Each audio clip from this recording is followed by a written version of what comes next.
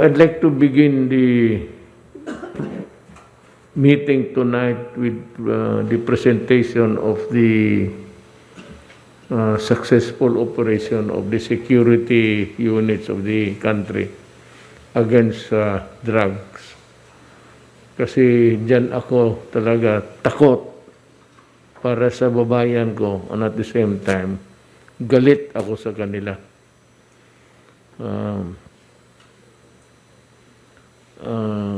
Hindi ako nagbibiro kung sinasabi ko na natatakot ako sa anong mangyari ng bayan ko pag hindi maghinto talaga itong pasok ng droga.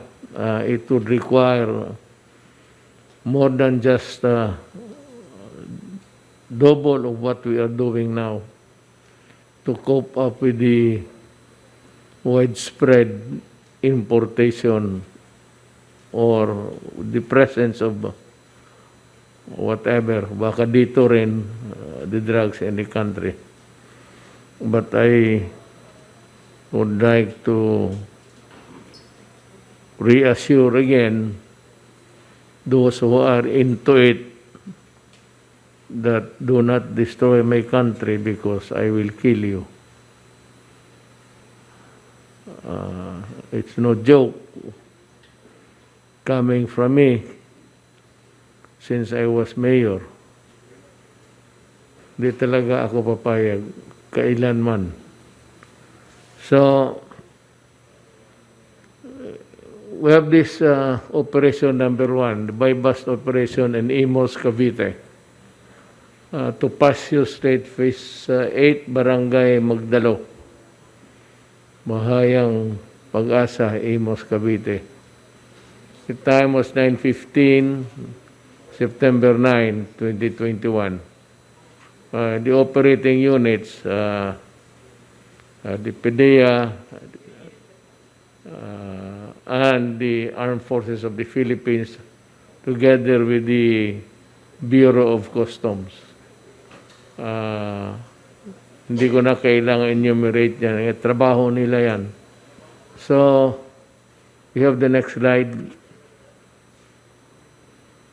Arrested was Lani Micoleta Barbante, 45 years old, Imos, Cavite. Alwin Micoleta Mejia, 47, Imos, Cavite. Approximately 48 kilograms of shabu worth 331.2 million. Yung pasok. Okay, tignan mo yung droga. Ito yung aabot sa mga bunganga ng mga ilong ng mga anak natin. This will be the drugs that would make them crazy permanently, making them inutil citizens of the country. Kung magbarami yan, puro inutil na yung Pilipino, saan na ang Pilipinas? Saan mo ilagay ang Pilipinas? Kaya yan sinasabi ko, where would you place my country if I allow you to do your thing? And if I listen to the human rights about violations, alam mo, sabi ko sa inyo, they are armed, all of them. At makita mo ito. Next slide. Yun ang mga droga. Mga walang kaluluwa to eh. At saka gusto talaga rin mamatay ang mga putang ina nila. Then, operation number 2, buy-bust operation in Bacoor, Cavite. Springfield Executive 1, Molino. Ganon. Operating units, well, the security forces of the country. NICA, pati Bureau of Customs, PDEA. Killed were Basir Bangon, Pangguga, 59 years old, Cagayan de Oro City. Cagayan de Oro is just about a few kilometers from Marawi. A top-level drug personality with direct contact with the Chinese syndicate. His main market was the areas of Visayas and Mindanao. Then Calino Untanan with Tampogao, Dasmariñas, Cavite. Kita mo yung 1 kilo of suspected shabu subject to bypass worth 600. 180 kilograms of suspected shabu possession worth 1.24 billion. Bilyones na kasi ngayon eh. You would notice that it is seldom mentioned that the drugs are worth about so many millions. Billions na ngayon ang pinag-uusapan. So, millions ang tatamaan ito. During the time of Shabu, that's the last accurate count, there were about 1,400,000 Filipinos already na may tama na sa Shabu. And all are useless human beings, much less, lalo na citizen of this country. So, next slide. Ayan. Pag-aralan ninyo yung mabuti. Kayong mga gusto talaga. Do not give me that shit about human rights. Yun ang gusto ninyo. Ayan ang ibigay ko sa inyo.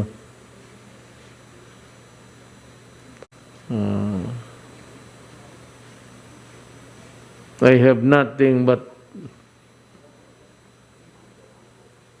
contempt for this. Well, good evening, everyone, mga kababayan ko. I would have want to spare you, especially in front of your family, yung mga nangamatay, pero I have to do it to impress upon everybody the severity of the consequence kung magsalubong tayo. Now, tonight we will update the nation on several issues confronting our nation, including our latest COVID-19 pandemic response and our rescue and relief efforts on the affected areas of Typhoon Julina and Typhoon Kiko. Let's talk first of the COVID-19 cases. Today, DOH reported 17,964 new COVID-19 cases, bringing the total number of active cases to 175,470. The positivity rate is at 28%. There are 168 reported deaths today. Marami yan. The total number of deaths is now sa Pilipinas namatay 34,899 or 1.6 of the total cases. Alam mo, if you compare this with the other nations, sa kunin natin doon sa number of population, medyo mababa tayo sa ratio. DOH has reported 9,067 new recoveries, around 90% or 1,969,401 million already recovered since last year. To inform the nation about the typhoons Julina and Kiko at ano ang nangyari. I'd call on Secretary Halad to give us the report. Good evening, Mr. President. I will now present the situation update in connection with Typhoon Julina and Typhoon Kiko. Next slide, please.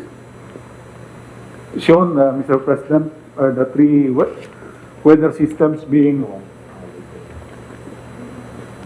monitored by PAGASA. First is, of course, Tropical Storm Jolina, which is now outside of the Philippine area of responsibility after crossing eastern Visayas, Mimaropa, and Calabarzon and towards the western Philippine Sea. The focus now of our monitoring is Typhoon Kiko, which as of 5 o'clock this afternoon was at 190 kilometers east of Cagayan with a strength of about 215 kilometers per hour near its center and gustiness of about 265 kilometers per hour. There is another weather system northeast of Typhoon Kiko, and that is a low pressure area in this location. Next slide. Now first on the updates on Typhoon Julina. It was first detected as a low pressure area east of Surigao at 2 o'clock in the morning of last Monday, September 6. And that same day, that same morning, it developed into a tropical depression and intensified further that same day to a typhoon. So several stages of intensification in just one day. It made landfalls, 7 landfalls in all in eastern Visayas, Mimaropa, and Calabarzon from 6 September to 8 September. And as of last night, it exited the Philippine area of responsibility and was then a severe tropical storm. Next slide. There were reports of incident and flooding, 160 flooded areas, all in all, in Region 3, Calabarzon, Mimaropa, Region 5, Region 6, and Region 7, and Region 8. But most of this already subsided. There were other 42 incidents monitored, like soil erosion, landslides, uprooting of trees, and 2 maritime incidents, or capsizing of 2 boats. A total of 11,062 individuals were displaced. This covers the preemptive evacuation carried out by the local government units in Calabarzon, Mimaropa, and Region 8, as well as the forced evacuations that followed during the onslaught of Typhoon Julina. We received also report of, next slide please, 14 dead, 7 missing, and 20 injured. For the deaths, 1 died due to landslide incident in Laurel, Batangas. Other deaths are still for validation, but most of these were fishermen who were out into the sea during the onslaught of Typhoon Julina. On damages, a total of, next slide please, 6,423 houses were damaged. Most of these, however, are only partially damaged. There are 22 damaged infrastructures amounting to around 30 million pesos, and damages to agriculture about 256 million pesos. Next slide. Our preparedness. The National Disaster Risk Reduction and Management Council Operations Center convened the different agencies and offices and conducted a series of meetings for our pre-disaster risk assessment. And we also issued 35 emergency alert and warning messages through the telco Smart and Globe. All national line agencies monitored and were placed on standby in the event of escalation of responses. There were also preparedness measures carried out by the Regional Disaster Risk Reduction Management Councils of Region 8, Mimaropa, Calabarzon, NCR, Region 5, and Central Zone. The local government units likewise carried out their pre-disaster risk assessment meetings, conducted preemptive evacuations and rescue operations, and they were also in the forefront in catering to the needs of affected populations or in the management of evacuation centers. These are some of the pictures during the disaster responses in connection with Typhoon Julina.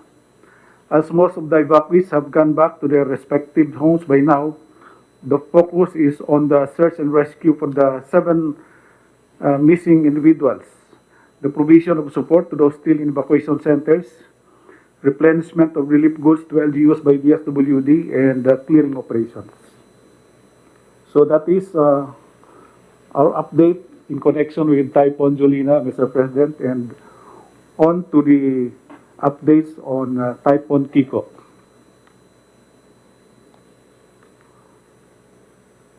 Presently, Typhoon Kiko is now moving northwestwards from its position east of Tuguegarao. Shown is the timelines describing the development of Kiko from its entry into the Philippine area of responsibility on September 7. And as of 5 o'clock this afternoon, based on the Tropical Cyclone Bulletin number 15 of Pagasa, Typhoon Kiko was located at 190 kilometers east of Tuguegarao City, Cagayan.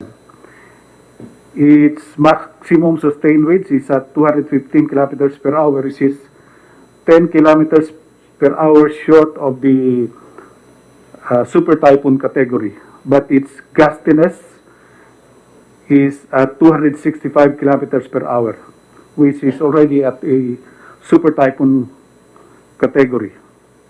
It is moving at 15 kilometers per hour to the direction of the northwest. And at 6:20 this afternoon, Pagasa raised Tropical Cyclone Warning Signal number 4 for Babuyan Island, Cagayan, which is second to the highest of our typhoon signal.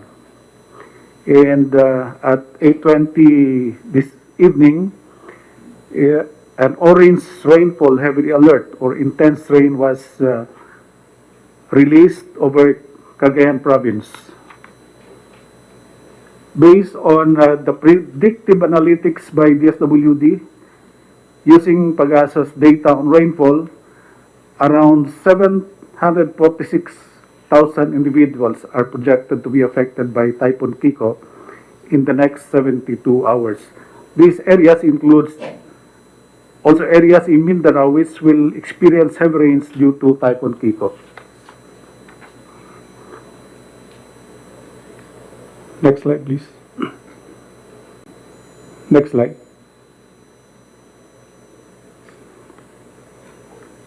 Shown are our preparedness for Typhoon Kiko. The meetings we conducted at the Operation Center of the NDRMC, the release of alerts and advisories, and the preparedness measures of the national line agencies. We also conducted emergency meeting this afternoon, focusing on the updates from Region 2, which is the region nearest to the center of the track of Typhoon Kiko. Next slide. This is our monitoring of the dam situation, and Magat Dam, which contributed to the flooding last year in Cagayan Valley, is still at 4 meters below its spilling level. Bonton Bridge in Tuguegarao City likewise is at 2.5 meters level. Its alarm level is at 8 meters, and critical level is 11 meters. So that means that it looks like we have no risk of flooding in Cagayan River due to Typhoon Kiko. The other dam levels are also as shown. Ang Buklaw in Benguet is also below its spilling level. Should it spill water, it will flow into Binga Dam, which is likewise still at below spilling level. But should it spill, its water will feed into the San Roque Dam in Pangasinan, which is still 17 meters below its spilling level. Next slide, please. Shown are the preparedness measures of the Office of Civil Defense as well as their regional disaster risk reduction management councils. Region 2, through this WD, readied the 20,000 plus family food packs and started today the carrying out of preemptive evacuations in Cagayan and Isabela.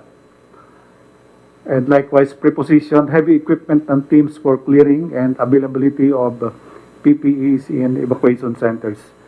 The other regions, Region 1, Region 3, and Cordillera, their preparation is more on readiness of logistics, since there's still no need for carrying out preemptive evacuation in their areas.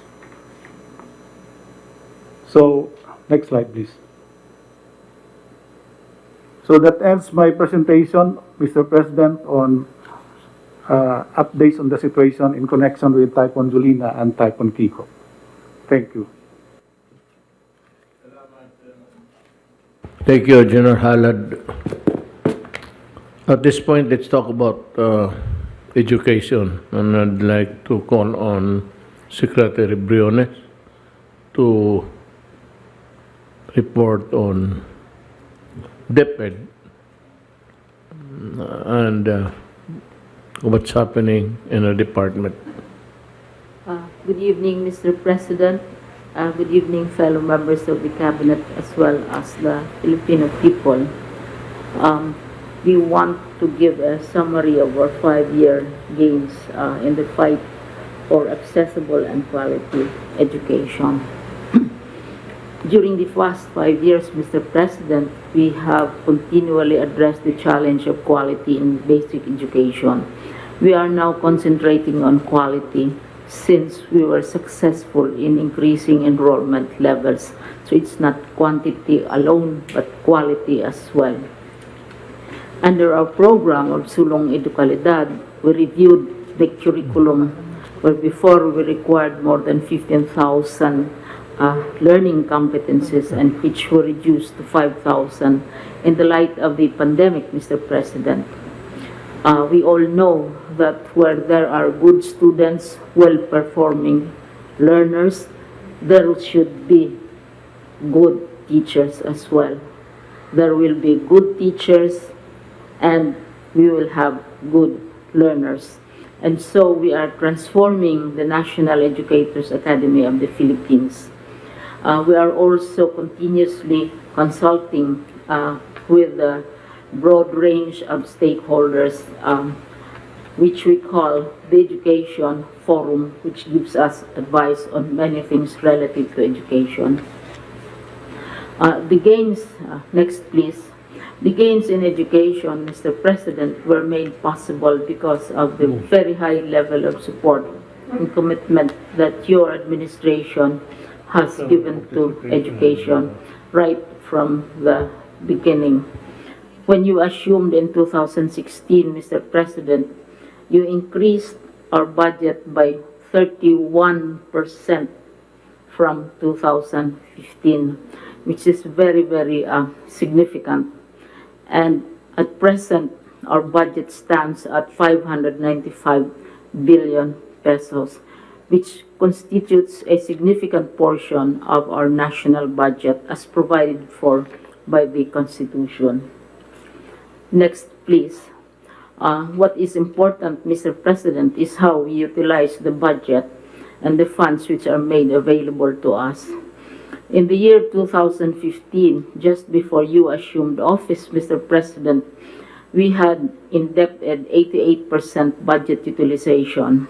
At present, for the year 2020, your budget utilization rate is 96%. This means that we have, as much as possible, utilized the funds that you have given to us through the national budget from 88 to 96%. Next, please. Mr. President, insofar as the enrollment is concerned, as I said, we first concentrated on quantity. We recorded an 8.45% increase in enrollment from 24.92 million learners to 27 million learners in 2019. And despite the pandemic, Mr. President, we managed an enrollment of 26.23 million students for this year, which is 97% of pre-pandemic. And considering all the different varieties of viruses which has plagued our system, including education, it's quite significant that our enrollment levels are still high. Next, please. We also have invested the funds that you have given to us through our budget in improving the learning environment. We have built, with funds which you provided, 150,149 new classrooms compared to the period of 2010 to 2016 of 118,000. We have built technical and vocational laboratories of 12,786 compared to 147 which were built during the same period of 2010 and 2016. We have repaired and rehabilitated classrooms, 103,548, vis-a-vis the previous period of 35,804. And since we believe and we protect our heritage schools, we have rebuilt with the funds that you have given us 588 Gabaldon heritage schools. These are the very old schools, perhaps during your mother's time. From 53 the previous administration to 588 Gabaldon schools restored. And we have also benefited 2.1 million average of beneficiaries. Only recently, with the donation of the Department of Finance, of gadgets and tablets, which were turned over to us by the Bureau of Customs, we distributed this to the what we call the last mile schools, schools which have been nearly forgotten and were left behind. Next, please. We are also reaching more out of school young people. You have always opened your heart to learners who don't have the opportunity to study and to pursue education. And so our enrollment, for example, Mr. President, for the equivalent of 5 years compared to the previous 5 years is 57% higher than past administrations, in spite of all the challenges of pandemics and viruses and various controversies. And so we produced graduates from one region, for example, where we piloted senior high school for the alternative learning systems. This is for students who don't have the opportunity to go to regular school because they are either working or they don't have the capacity to support themselves. Next, please. On the matter of nourishment and nutrition, we all know the direct relationship between good nutrition and good learning, effective learning for our children. So we have an annual average of 2,191,442 malnourished and undernourished learner beneficiaries benefiting from school-based feeding programs. Right now, we have projects with agencies, for example, like the Department of Agriculture, to provide milk and bread for learners who are malnourished and undernourished. Our ideal and our ambition, our dream, Mr. President, that we don't distinguish between and among malnourished and undernourished. All children should be fed when they go to school, as they are fed also in other countries. Next, please. We have distributed 55,151 ICT. This is internet packages which were delivered for the past 5 years. And as I have said, we immediately distributed donations from the Department of Finance and other partners for advancing our journey towards the digital age. Personally, Mr. President, I would like to lessen our dependence on materials which are made out of paper, because we trigger floods, we require the killing of forests, etc., etc. And usually these materials are more expensive compared to ICT. And we are grateful. Department of Finance has donated twice already customs. And we are hoping that they will catch more smugglers for the benefit of our learners. And have also been negotiating with our multilateral partners like Asian Development Bank for the provision, Mr. President, of radios and other means of teaching and learning for our students, because there are places where you don't have connectivity, and we use radios, and they're very interesting for our children.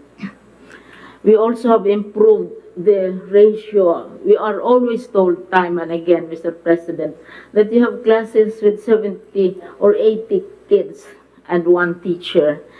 This is not true anymore.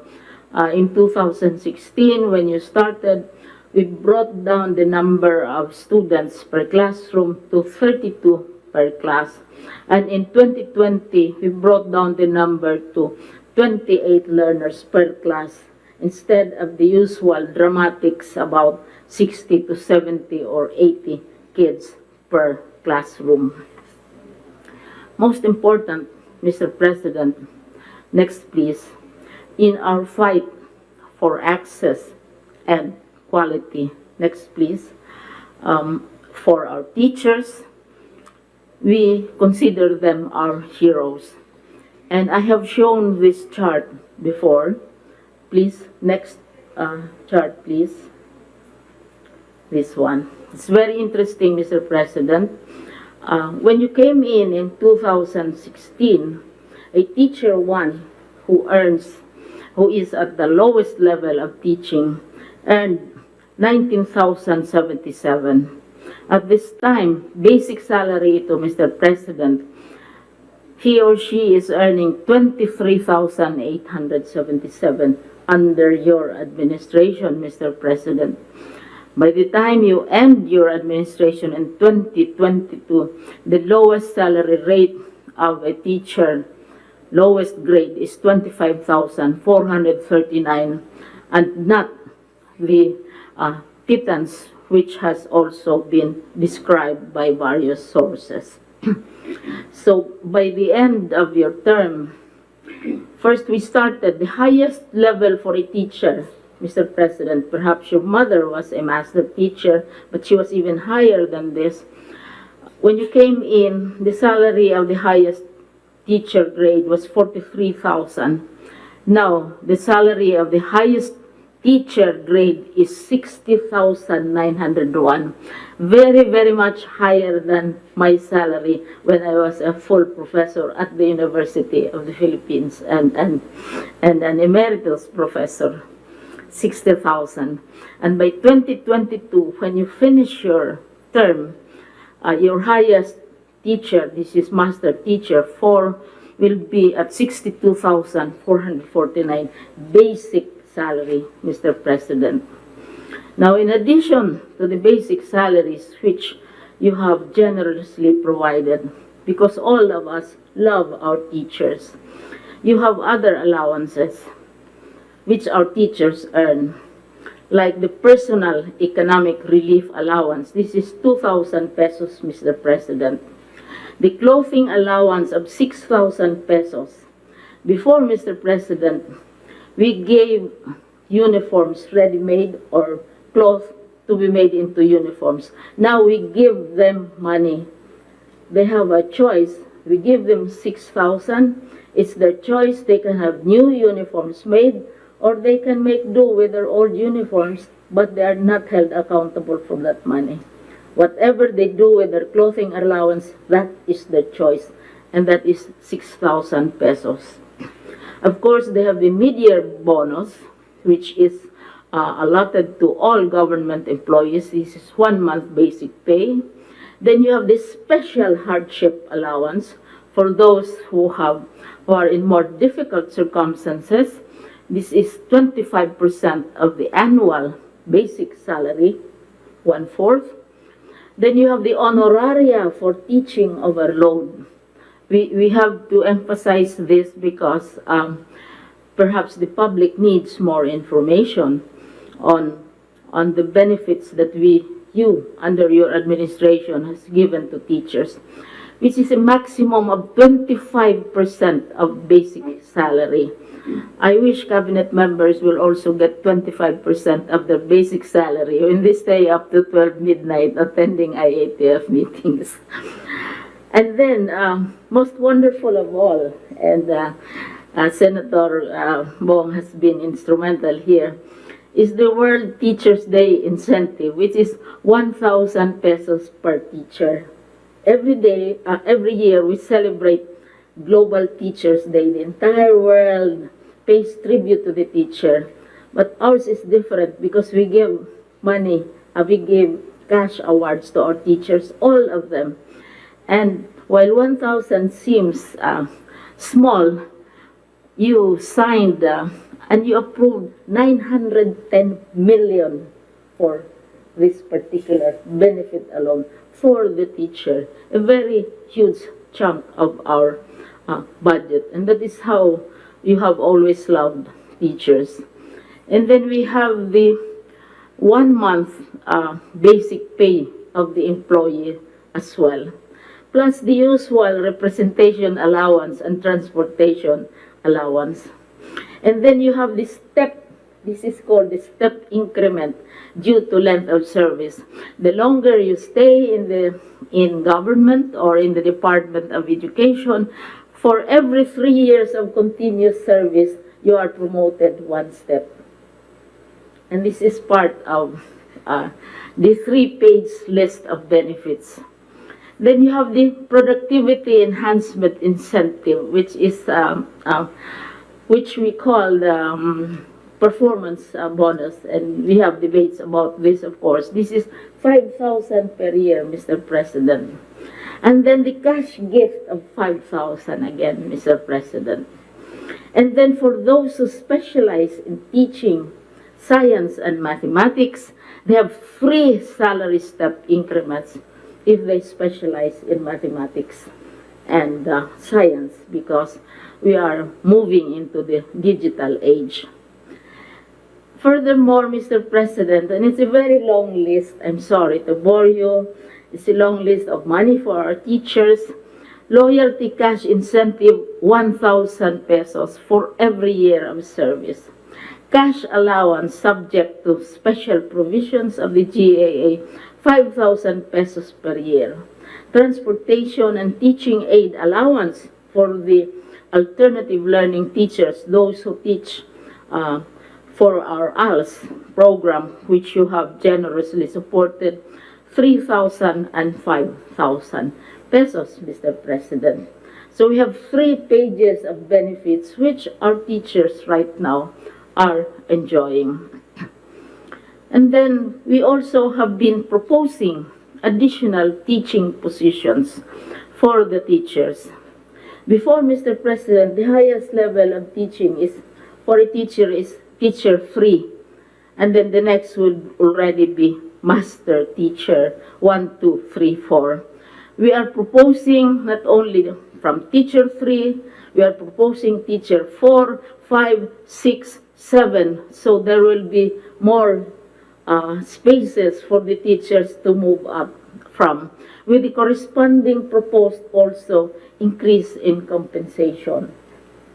And for master teacher, we're also proposing an additional rank, kasi ngayon it's only up to master teacher. For right now, a master teacher gets 60,901 pesos. As I said, nearly double my salary as a full professor in UP. We are proposing the addition of another rank of master teacher 5 at 68,450 basic salary for the teacher. And this is how your administration has all these years, these 5 years, given attention and recognized the services of our teachers. Lastly, Mr. President, we are initiating a number of new projects. I always say, Mr. President, that I am the oldest in the Department of Education, but I am the youngest in terms of ideas and programs in the department. And we have established what I describe as the Education Futures Program, wherein we try to discern, hindi naman parang Madam Auring, what society will be, what it will need, so that education can respond. Like, for example, the possibilities now of robot teachers, which are being studied in other countries, brain implants, machines which are so much better than humans, and how can humans remain human in the light of all these fascinating developments. So we are not looking at next year's election, Mr. President, but perhaps 30 years from now, 40 years from now, what will society be like? How will we prepare our learners? How will we prepare them mentally, aside from memorizing multiplication tables, Mr. President, as well as correcting their grammar? So this is one program which we are very interested in. And of course, another new addition, and Senator Bong is here with me, of course, is the establishment of the National Academy of Sports, which we are hoping to open also within this year, also together with the formal opening of classes. So bago itong dalawa, National Academy of Sports and the Education Futures program. So, Mr. President, these are just a few of the things that we have achieved with your support, with your inspiration, and of course, with your financial generosity. And we look forward to attaining these goals by the time your term ends. Thank you, Mr. President. Salamat, ma'am. I'd like to call on Professor De Vera if he has something to add to especially the CHED. Thank you, Mr. President. I have a PowerPoint presentation. Maiksi lang, maiksi. Can you please flash it? Okay, I'd just like to give an update, Mr. President, on the reopening of classes in higher education. Next slide, please. Out of the close to 2,000 universities and colleges, about 1/3 has already opened in August, Mr. President. So nagsimula na yung semestre para sa ibang malalaking eskwelahan. The others are opening this September and until October. So we have successfully opened the school year 2021-2022 all over the country. Next slide, please. Dahil sa pagpirma nyo ng free higher ed, 1.6 million students are now not paying tuition and miscellaneous fees anymore. So, libre na ang tuition and miscellaneous fees ng 1.6 million ng mga estudyante sa lagpas 200 public universities all over the country. The enrollment has increased from academic year 2019-2020 to 2020-2021. So malinaw po, Mr. President, ang mensahe na pwede ka nang hindi lamang mangarap, kundi makamit ang iyong pangarap sa kolehiyo at university. We also are funding about 435,000 students in public and private universities through the tertiary education subsidy. Yung mga nag-aaral sa public ay nakakakuha ng FAS, Mr. President, naging lifeline ito sa panahon ng COVID. Kasi ang enrollment sa public universities has not declined during COVID dahil libre ang tuition at yung 40,000 na nakukuha nila ay naging ayuda na pangbuhay ng kanilang pamilya ngayong panahon ng COVID. So, kung hindi po napirmahan yung RA 10931, Mr. President, mas grabe ang magiging epekto sa panahon ng COVID. Madaming hindi makakapag-aral dahil walang pang-tuition at walang pang-tustos. Kasama pa dito ang 210,000 na tulong-dunong beneficiaries. Next slide, please. Maliban sa RA 10931, we are also subsidizing now about 91,000 additional students in public and private universities. Through merit scholarships, ito yung mga scholarship para sa matatilinong mga estudyante. At dahil sa Bayanihan 2, binigyan ang CHED ng 300 million pesos para bawasan ng tigli 5,000 yung utang ng mga estudyante sa private schools para mabawasan yung kanilang utang, at natulungan natin ng 60,000 na mga estudyante for this year in 2020. Next slide, please. Meron ho kaming hinahanda na 2 MOA. Ito po i-discuss ko na kay ES Medialdea. Yung una ay yung CHED, yung CHED DND-DILG Scholarship. Nakausap ko rin po si Secretary Ed Anyo tungkol dito. Meron na kaming MOA na ready ng pirmahan para bigyan ng stipend yung mga anak na mga AFP at PNP personnel who are killed in action against insurgents. Namatay ho itong programang ito sa AFP, naubusan yata ng pera. At sa PNP ay walang programang ganito dati. So we have a MOA ready for discussion and signing para matulungan natin yung anak ng mga killed in action against insurgents. Kasama po ito dun sa utos nyo several cabinet meetings ago dun sa ating anti-insurgency program. Yung isa pa po na hinahanda namin, may MOA na rin. Next slide, please. Ay yung balik loob scholarship. Ito ho ay sa Armed Forces para doon sa mga anak naman ng mga rebel returnees. Ito po ay bahagi ng utos ni A.S. Bingbong in one of the cabinet meetings to work on this program. Ito po ay siguro mag-uusap na lang kami ni Secretary Ed kung paano at kailan ito pwedeng simulan. So pinapalawak po natin yung mga matutulong ang mga bata para sila makapagpatuloy mag-aral. Next slide, please. Nireport na po ni Secretary Bebot Bello ito, yung tabang OFW. Binigyan natin ng 30,000 pesos ang anak ng mga OFW na bumalik sa Pilipinas at hindi makaalis. Ang natulungan natin sa ngayon ay 16,719 dependents na. Meron pa ho tayong natitirang mga 500 million para dito para pwede nating i-cover itong current school year.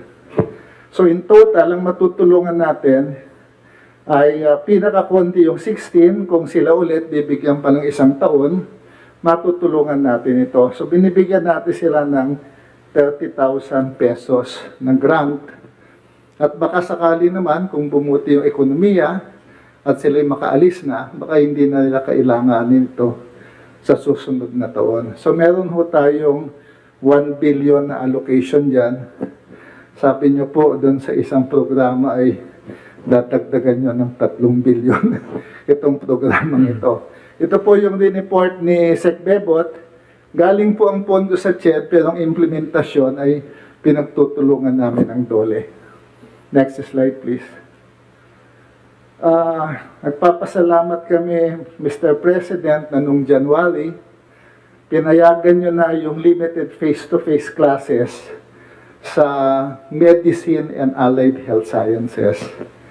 I would like to report that we have inspected and authorized, kasama ko po si Sec Charlie do sa unang inspection noon, we have inspected and authorized 118 schools to hold limited face-to-face classes, covering about 247 programs. Next slide, please. Ito yung covered sa ngayon: medicine, nursing, physical therapy, midwifery, medtech, speech language, dentistry, hanggang radiologic technology. Ito yung mga programang nag-face-to-face na yung mga selected schools, mga third year and fourth year students ito, dahil kailangan nila yung hands-on experience para sila ay maging bihasa sa kanilang ginagawa. Next slide, please. So, there are now a total of 13,000 students who are authorized to hold limited face-to-face classes in MGCQ areas and GCQ areas where there are COVID-19 hospitals, and more than 1,000 faculty members who are authorized to hold face-to-face classes. Next slide, please.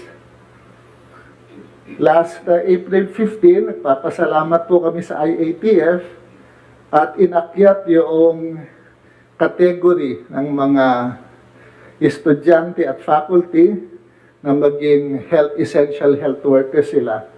So napabakunahan na natin ang close to 10,000 students doing face-to-face and more than 1,000 faculty members doing face-to-face classes. So we have put an additional safety level doon sa mag-face-to-face. Kaya po ang resulta, next slide please. Ang resulta, Mr. President, from January until last month, ang infection level sa mga estudyante ng face-to-face is less than 1%. It's only 0.3%. Sa faculty, 1.4% ang infection level. Lahat ito ay mild at asymptomatic. Wala pong na-hospital at walang namatay na bata o faculty sa limited face-to-face classes. Next slide, please.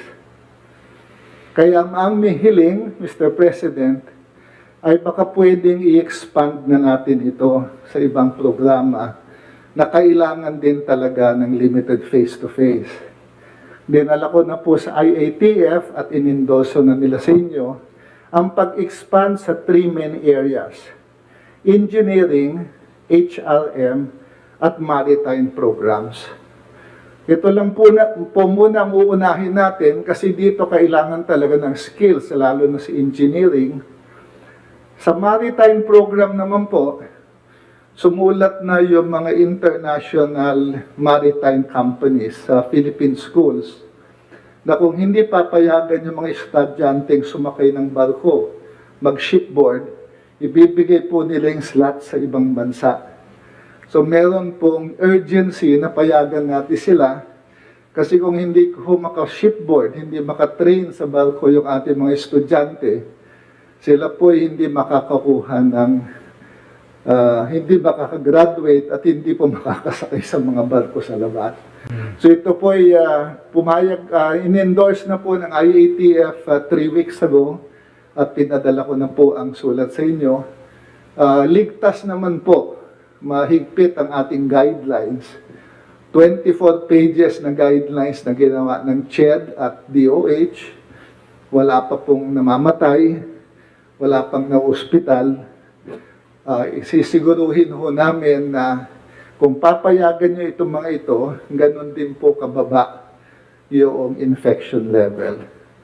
Finally, Mr. President, sa pagtutulungan namin ni Secretary Vince at instruction ni E.S. Medialdea, tapos na po yung guidelines ng CHED at saka Department of Health para payagan yung mga estudyante sa 4th year and 5th year medicine and nursing at yung mga graduate na hindi pa nakakatapos ng licensure exam, napapayagan silang maging vaccinator para po dumami yung ating mga magbabakuna. Tapos na po yung guidelines, isusumitin namin sa IATF next week. Kung okay ho sa IATF, baka pwede nang i-implement ito pagkatapos. Nakausap po natin lahat ng schools, sila isusuporta sa kanilang mga estudyante para mapabilis po natin yung pagbakuna. Maraming salamat, Mr. President. I'd like to ask you your permission to allow me to say something about the procurement of the masks, face shields, and personal protective equipment for healthcare workers. Ako ba, well, I made this guarantee that these transactions are legal, that there is no wrongdoing, there is no crime involved here, that I am willing to resign kung may corruption. Yan ang binigay ko, and I will do it at kung may makita sila. You know, in March of last year, we imposed strict quarantine protocols and lockdowns in Luzon and as part of a response in the COVID-19 pandemic.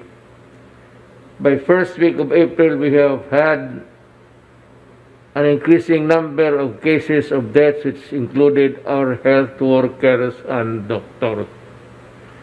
Back then, the situation was becoming dire as we also had very limited supplies of personal protective equipment or PPEs in our hospitals.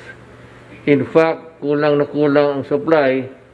Ang capacity natin at that time in dealing with the virus was just almost, not really nil, but almost, let me find inadequate. Well, at that time that no country was really prepared, just like any other, in a pandemic, you are racing against time to save lives, quick to decisions and actions, and had to be made to be able to do this. Congress granted executive department special powers under Bayanihan 1. And the exercise of these powers, we procured a total of 288,000 PPEs in April 2020 from China through PSDBM.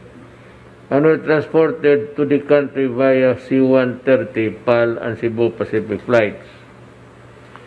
Alam mo, ako na mismo, sabi ko nga, as I have stated for the nth time, I was also the one in the hurry. As a matter of fact, the number one person who was really insistent na ngayon, itong ongoing projects ng Congress,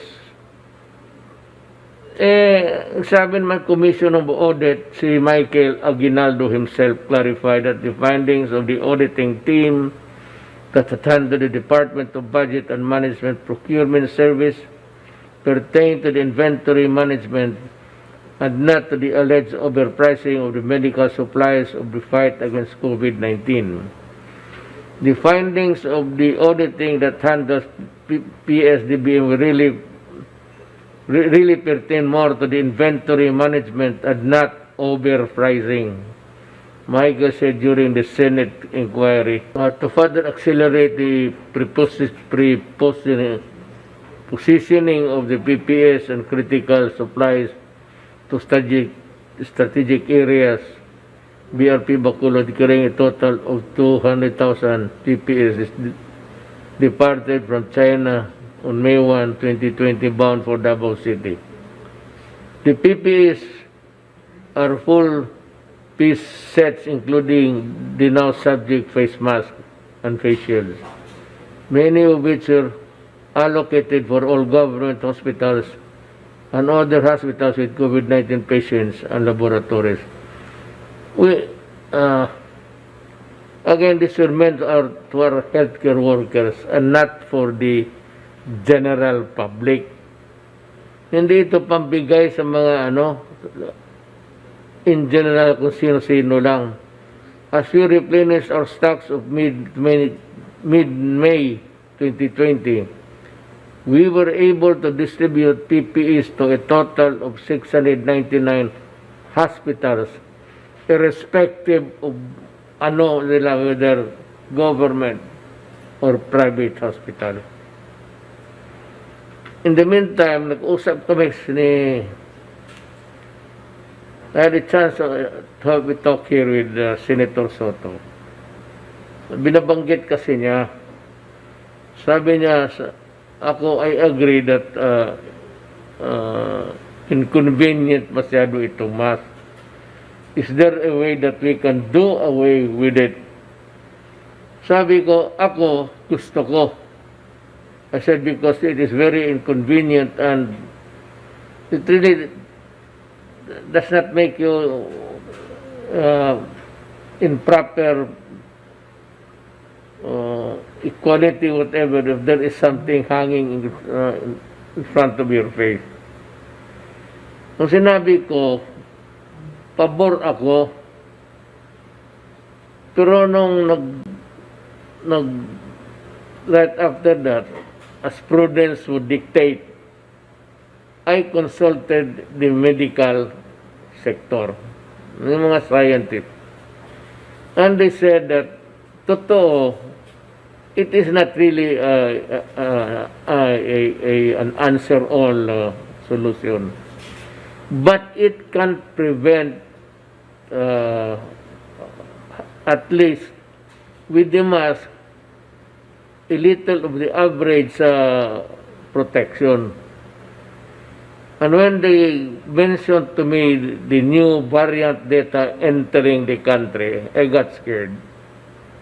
So, binalik ko yung there was no order yet, but I never really went to order the doing away with the mask. Ngayon, binalik ko yan. Sabi ko with the coming of COVID-19, sabi ko, if it can add a little more protection, so mas mabuti na lang niya, it's a little bit convenience, but it could mean life and death for a person, for a citizen of this country. So binalik ko. So ako na yung may order na ibalik, na magsuot talaga. But was the order of sa DOH nung nag-meeting tayo? Sabi ko, ibalik ko kasi I said, taking the view from the medical people, sabi nila, it can increase the average of protection. So, yun lang ang ito namang sabi ni Aguinaldo, dalawa yun eh. itong Congress, itong maldito talaga to. They started first with, there are two issues. They started with the unspent billions. Tapos sabi nyo, wala namang nakuha kasi unspent ka, nandyan. But they are asking si Duque kung bakit hanggang ngayon hindi pa nagastos. I mean, you do not run the Department of Health by legislation. Yun ang problema sa kanila. So, wala yun. Huwag mong pasinin yan.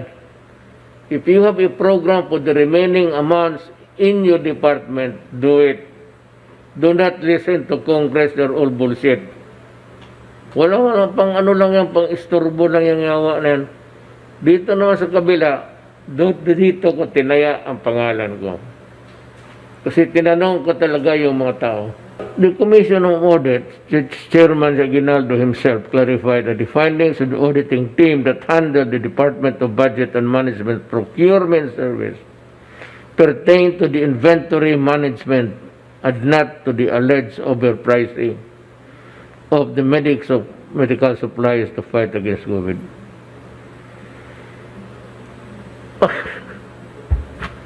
Bakit sila maggawa ng inventory na when the program is going on?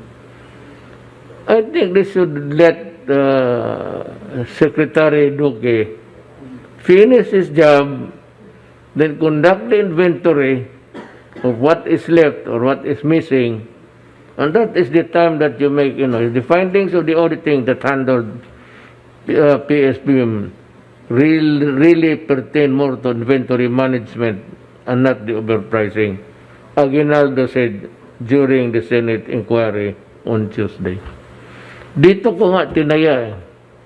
Dito ko sinabi na mag-resign ako kung merong corruption dyan. Ora mismo, bababa ako. Kuha, nagsabi na walang anomalya sa disbursement at delivery ng items because it was accounted for. Ano ba ang inyong gusto mailisit? Ang agenda ng Blue Ribbon Committee, motu proprio investigation. The senators keep looking for the technical and financial requirements of Farmally. Wala ka nang pakialam dyan. Farmally is really a Farmally corporation sa Singapore. Doon yun nag-provide.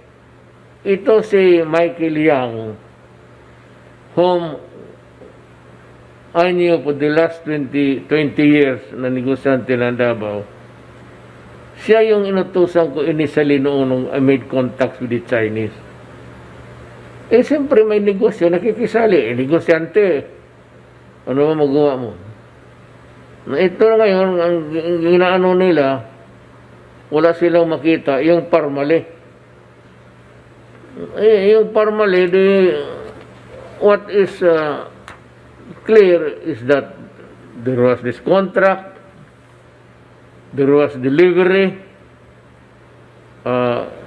kompleto lahat, specifications, as to quality, quantity, and all. Tapos, after delivery, bago pa nagbayad ang Pilipinas. So, ito mong anong gusto na, ito pa rin si Drilon, he might want to explain his relationship with Janet Lim Napoles, since you want to discuss corruption and the use of people's money. And I can still remember that Miss Napoles tampered with billions of pesos. And how did you end up partying in Heritage Park in Taguig with the police and all people? Could you call that a perfect coincidence? You claim that you have only met Napoles 10 times, but the photos show your closeness. And is it true that Napoles contributed 5 million to your campaign? At ikaw pa rin ang kasama mo sa Senado ang nagsabi na may binigay ay kapalit. So what did you give in return? Since you have proclaimed yourself and your friends there in the Senate as anti-corruption czars, please enlighten Mr. Senator. Can you explain to the Filipinos your connection with former Mayor Jed Mabilog and General Garbo?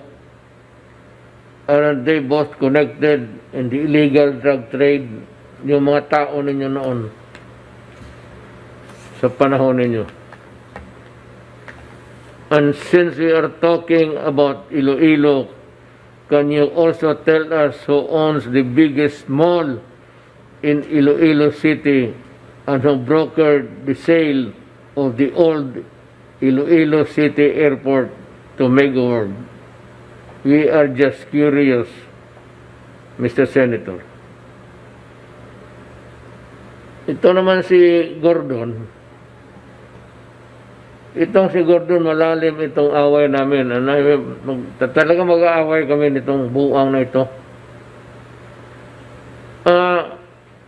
He claims that the Red Cross is totally independent of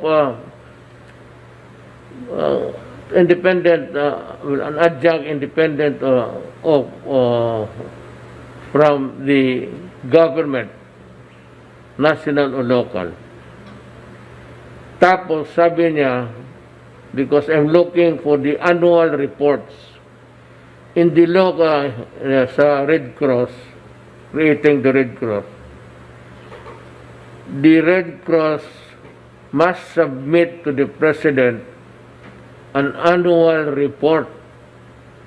Since then, wala akong natanggap. 6 na taon na ako, Mr. Senator Gordon. Nasaan na ang report? And why would you say now that the government of the Republic of the Philippines cannot conduct an audit sa Red Cross because it is totally independent? If it is totally independent, you are correct. But it is not totally independent because you have been receiving aid, financial aid, from the Republic of the Philippines.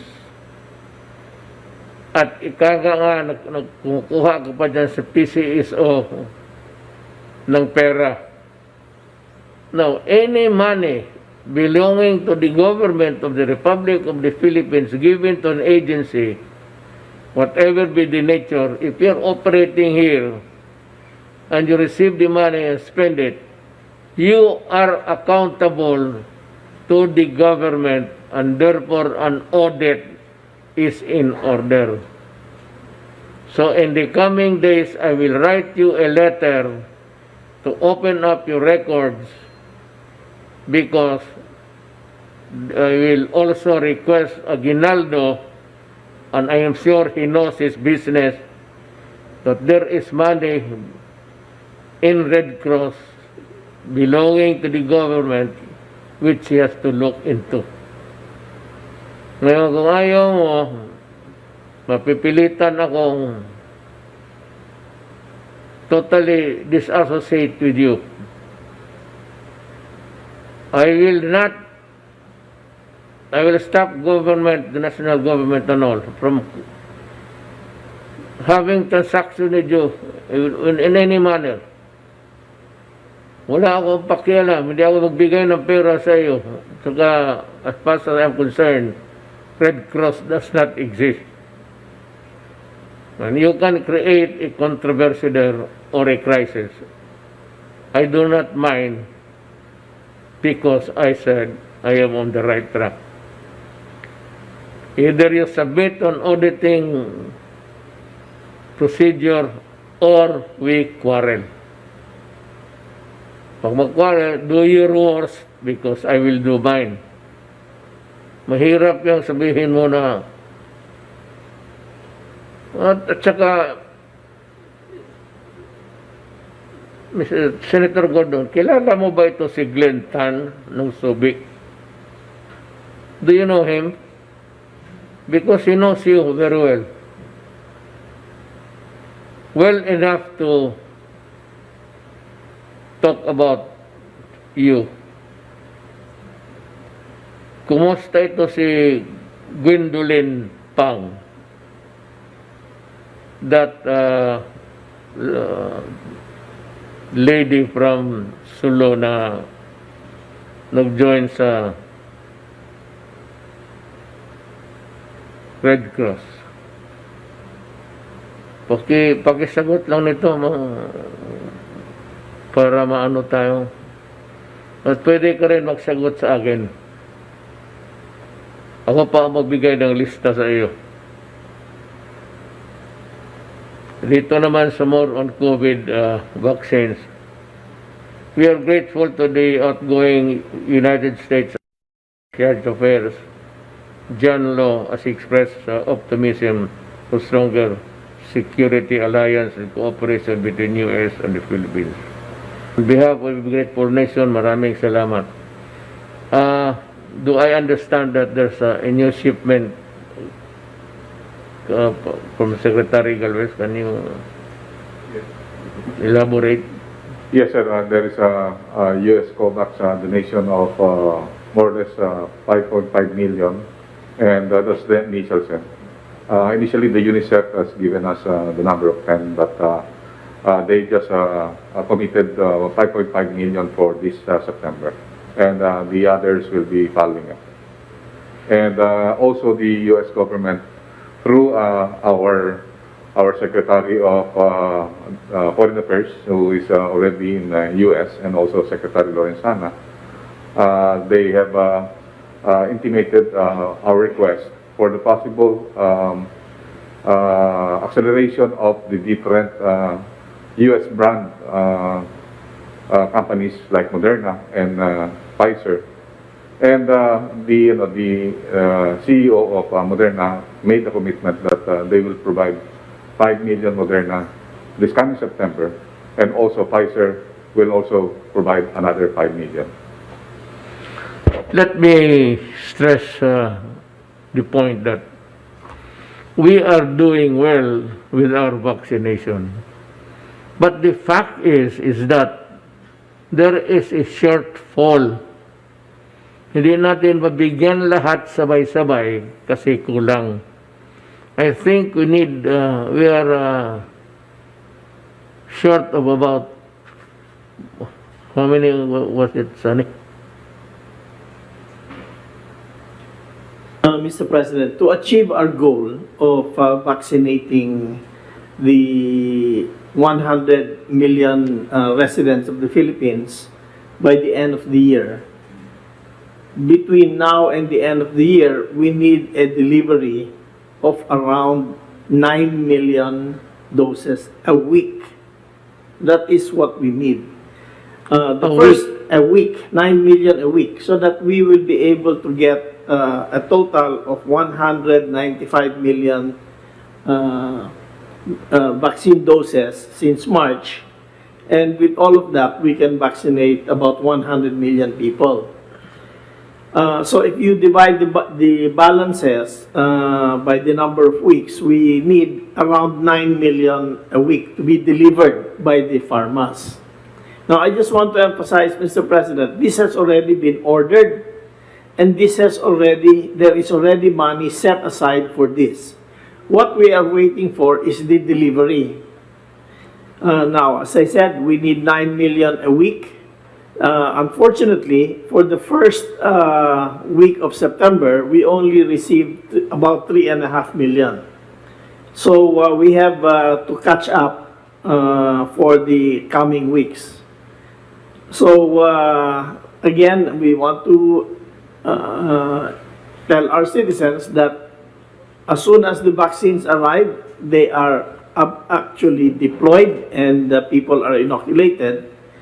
But again, the pharmaceutical companies have had some difficulty in making the deliveries, Mr. President. Yeah, gusto ko lang ulit Itagalogin ko na lang. May pera tayo.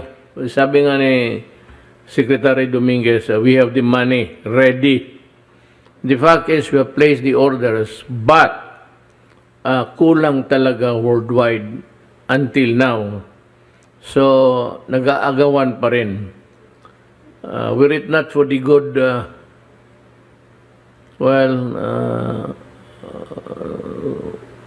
ng Amerikano pati ang China who contributed the largest portion of our donated vaccines. Mahirapan tayo. Hindi natin sabihin, may naririnig kasi ako, sige, bakit nila bakuna ng bakuna? Gusto namin. And I even suggested to Secretary Garvels to send some to the provinces, especially cities in Visayas and Mindanao, which are hard hit by the pandemic. Kaya itong face shield hindi ko tinanggal. You have to continue using it. Mabutit na lang yan, I mean, a little amount of protection in addition to the mask, which will be provided by the face shield, mas makatulong ito. Kaysa tanggalin natin and you remove that premium of protection. Not really a complete protection, but the premium that it will provide by wearing the face shields. Yan ang baka ang sinabi nga ni Secretary Dominguez, well, maybe towards the end of the year or maybe early next year, first quarter, if we are able to get the vaccines, then we are on our road to recovery. At least by that time, a good number of the people would be vaccinated. Sa Invictin,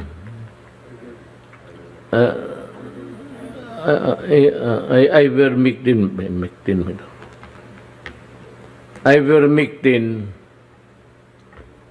originally para ito sa baboy, ngayon it graduated into a medicine or a chemical that it can provide protection against COVID-19.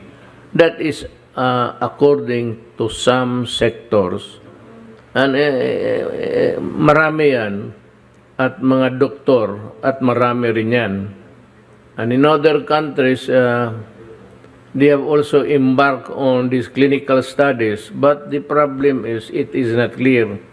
Nobody has published a journal, a medical journal, which the doctors rely on, na magsasabi na all of these tests were conducted and the result is what is being laid down here.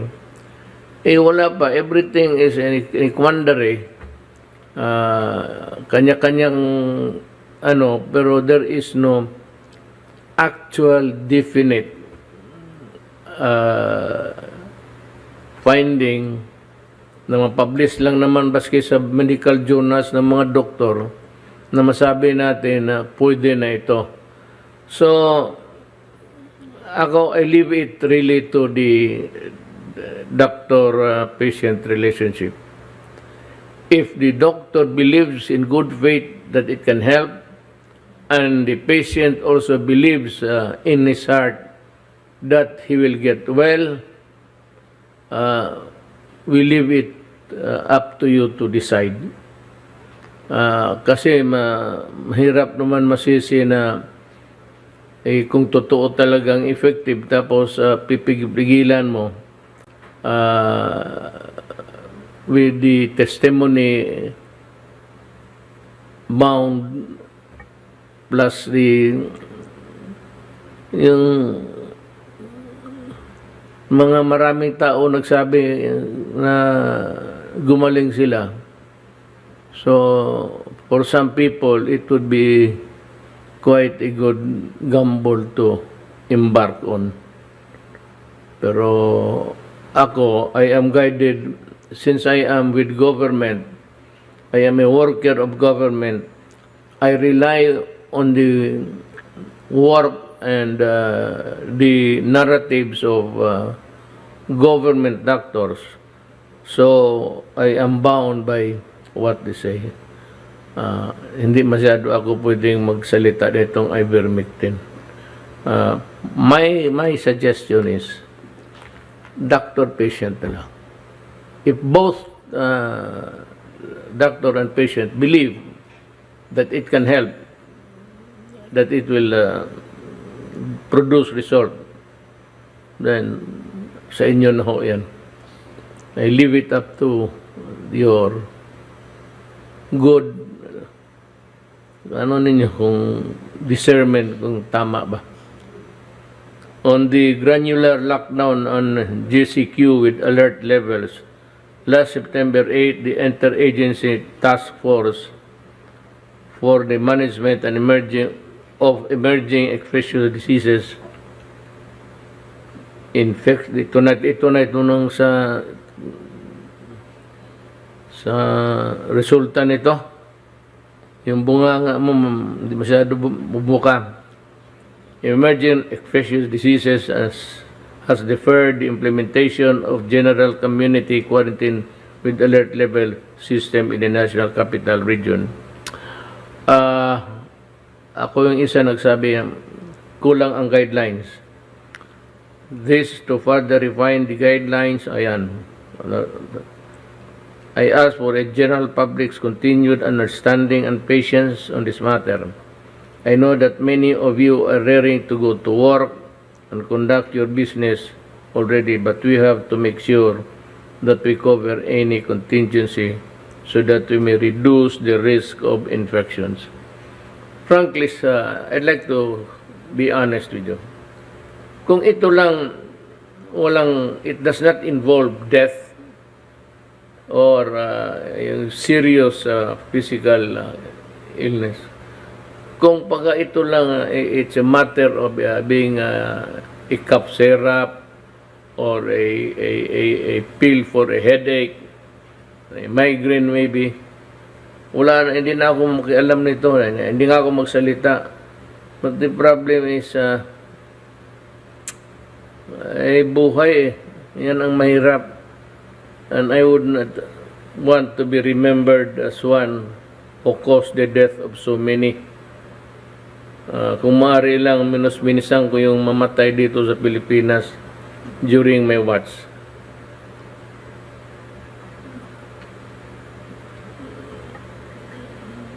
Walang ganun pa rin. Mask, hugas, iwas, bakuna. May tama yung iba na we are pushing people really to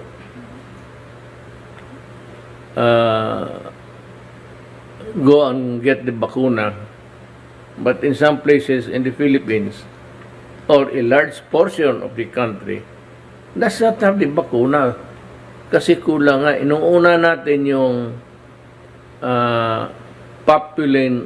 population density. Kasi kung mas maraming tao, mas dikit-dikit, mas marami ang hawaan. Ngayon, kung sa baryo, tag 1 kilometro kalayo yung bahay ninyo, and if you follow government admonitions, mas maganda. Kaya yung inuna natin, yung mga Cebu, Cagayan, Davao, maybe Bacolod, mataas, Manila. At itong Manila talaga ang pinaka. Itong Luzon. May ibang lugar. Davao, marami rin tao. Density ng tao ang problema eh. Yung malapitan. So, whether you like it or not, whether you want to maintain the required distance. Ay makita mo naman dyan sa TV kung pinapalabas sa hapon-hapon, nagtaano ang tao kasi marami. Simple, mas maraming tao talaga. So, yan ang hindi natin mapigilan. You still have, is there anything that you want to talk further? Myself, sir. Yes, ikaw yung we left with you doing the... Thank you. Yes, Mr. President. Just two things. The first is about the financing for the vaccinations. As I mentioned, they are all in place already. And again, we're just waiting for the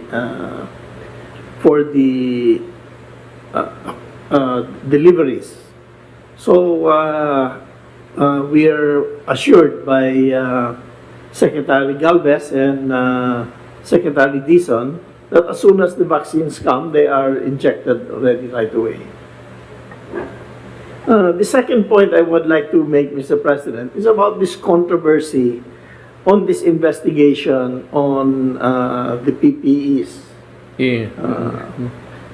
So far, I've been following the investigations, and so far, there does not seem to be an accusation of any violation of the law, or there's no accusation of overpricing, and there's no accusation of under-delivery, or accusation of misdelivery, or the product is not the right product. So I would suggest that those who are questioning this transaction come out with a program with a charge sheet to clear the air already. It's very important for the Filipino people to know if there was something anomalous that was done. So far, after I don't know how many 5 or 6 days of investigation, there is no accusation as far as I have listened to. So let's get on with it. So para maklaro sa lahat kung may masama talaga nangyari o wala. Thank you. They're zeroing now on Michael Yang and Parmali. Alam mo, sabi mo, if there was an order and the order was delivered and the product was found to be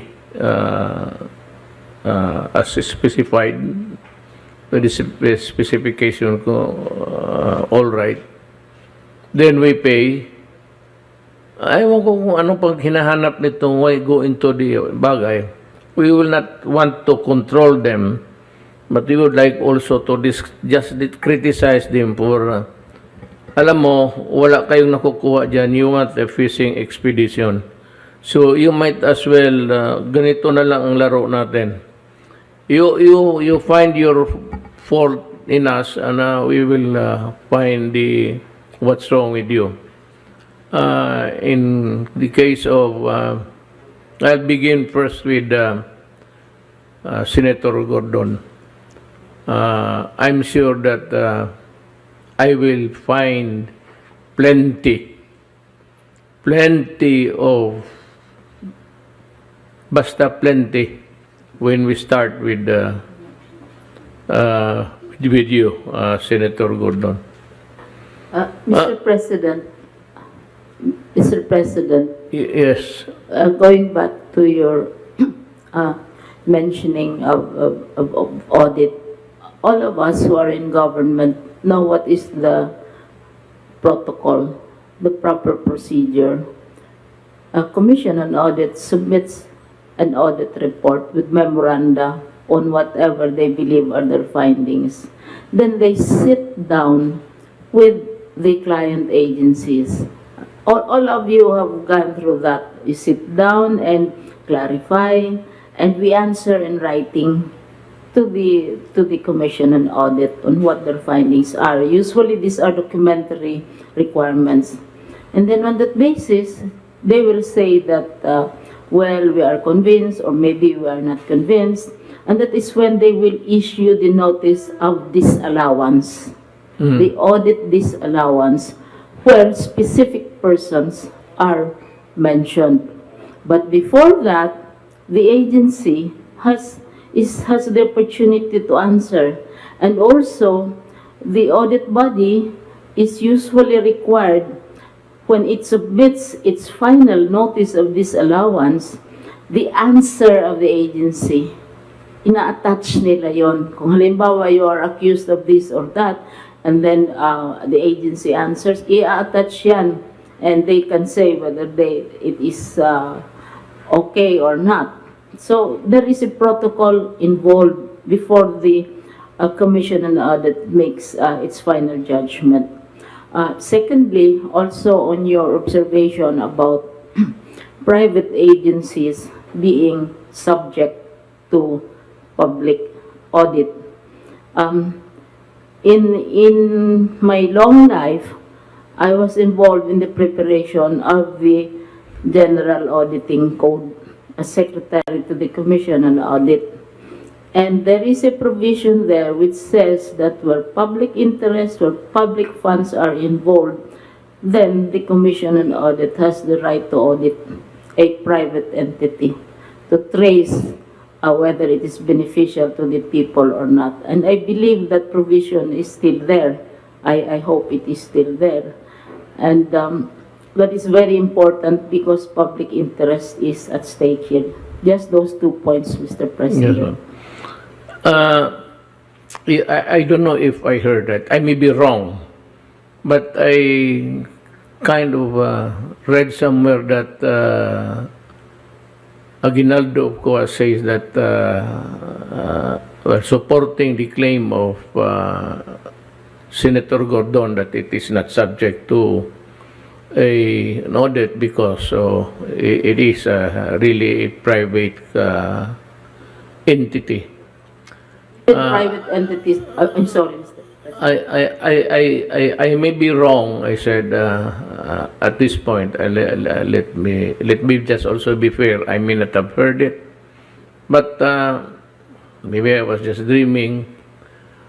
It's going to be a long legal battle if he refuses, because COA is an independent body. Nobody would want also to tinker with another lahat. How now to not really force, but persuade COA to conduct the investigation, audit, because if he refuses, that would be a dereliction of duty. Then I said this will involve a long legal battle, but I am prepared to go into it and demand really the accountability of Senator Gordon and all of them in the Red Cross to account for the money that was given by the government of the Philippines for the longest time. And what is really very telling is that I have yet to get a copy of the report which they should be furnishing me every end of the year. Wala silang binigay, wala namang sinabi kung ano. At least we might be able to glean somewhere there about the contribution of the Republic of the Philippines. We are prepared for this battle with itong Red Cross, and of course si Senator Gordon. Mr. President, please. Yes. Under the Bayanihan law, the Office of the President was being required to submit a weekly report to the Senate, as well as to the Congress of the Philippines. Your You've been doing it. We did it, Your Honor, for how many weeks? Voluminous records. As the records will bear us out that weekly reports were done under Bayanihan 1 and 2. It was a very tedious task, Mr. President. At the very least, they would have at least cared to read those reports. So we could have avoided this hearing, Your Honor, this daily hearings, Your Honor. We're only on the 5th day, and I think they intend to break the record of the benign investigation for 25 days, Your Honor. We're wasting so much time, effort, in fighting a pandemic, Your Honor. We cannot waste a daily hearing on all these matters, Your Honor. There's so many things to take care of actually on the home front. And if you keep on calling people to testify there, how can they work? For example, Secretary Galvez, pati si ikaw, pati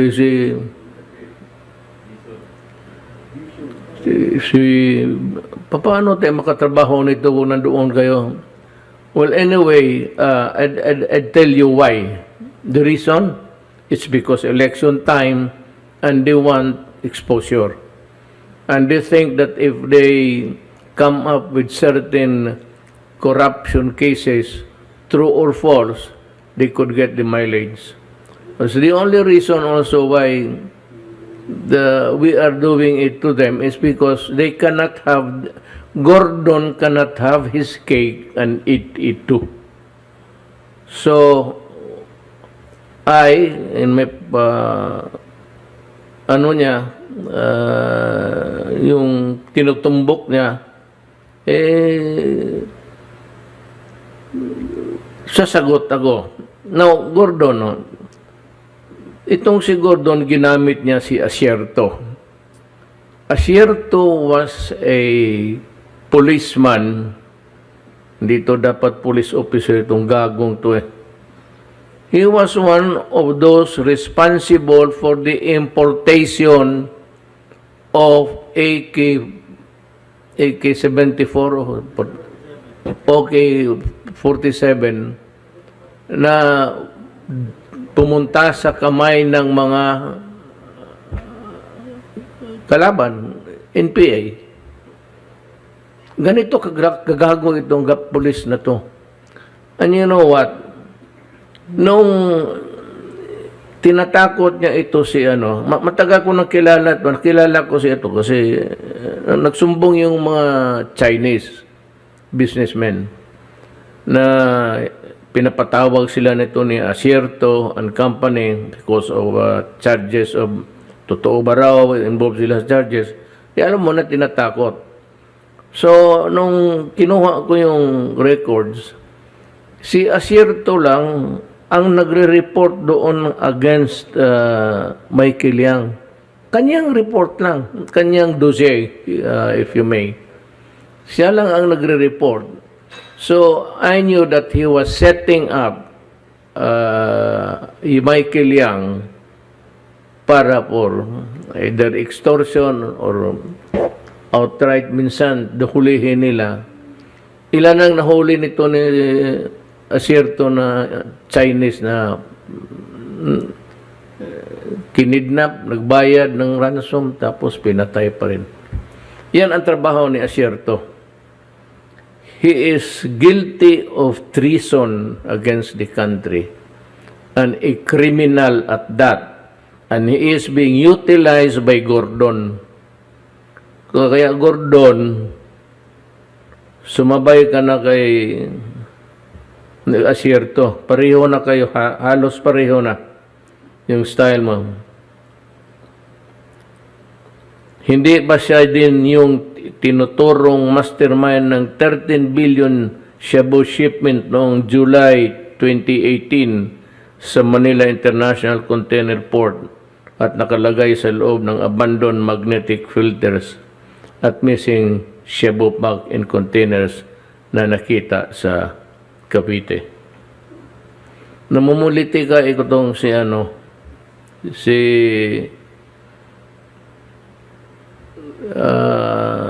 Gordon using itong mga dubious and underworld characters sa naging character na sa police files for committing crimes. Marami itong nagpatay na ngayon masakit yung nagbigay ng pera tapos patay pa rin. Who's going to report next? Mon, for the longest time, you want to say something?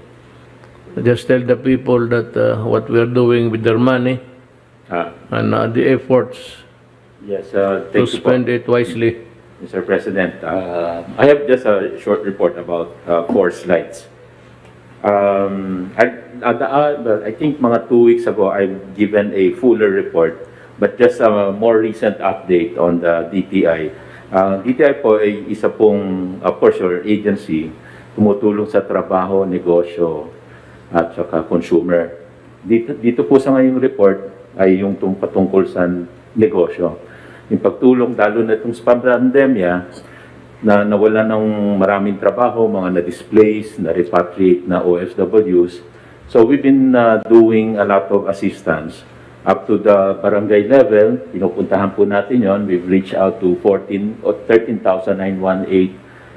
barangay to reach out to 154,000 micro SMEs para matulungan sila in terms of training, business assistance, kung ano mga kailangan nila, information materials, market information, and also 890,000 number of individuals provided with information training on various livelihood opportunities. Ngayon, meron ho tayong programa, meron ho tayong maliit na budget, at least nakakatulong pagbigay ng livelihood kits. Ito yung ginagamit to pang negosyo. Yung bilin ninyo noon, magbigay ng kahit paninda sa palengke, 5,000 to 10,000 worth, para at least may pangkabuhayan na siya. In other words, we teach them how to fish. Rather than bigyan natin 10,000, dole out. Kung hindi, itong 10,000, 5,000, 10,000, ibili mong paninda, yung kinita mo doon, pambenta mo ulit kinabukasan, at meron ka ng hanap buhay araw-araw. So, yun po yung sistema natin. And we've been doing this in terms of our livelihood kits. Ganun din po yung programa sa pangkabuhayan sa pagbangon at ginhawa.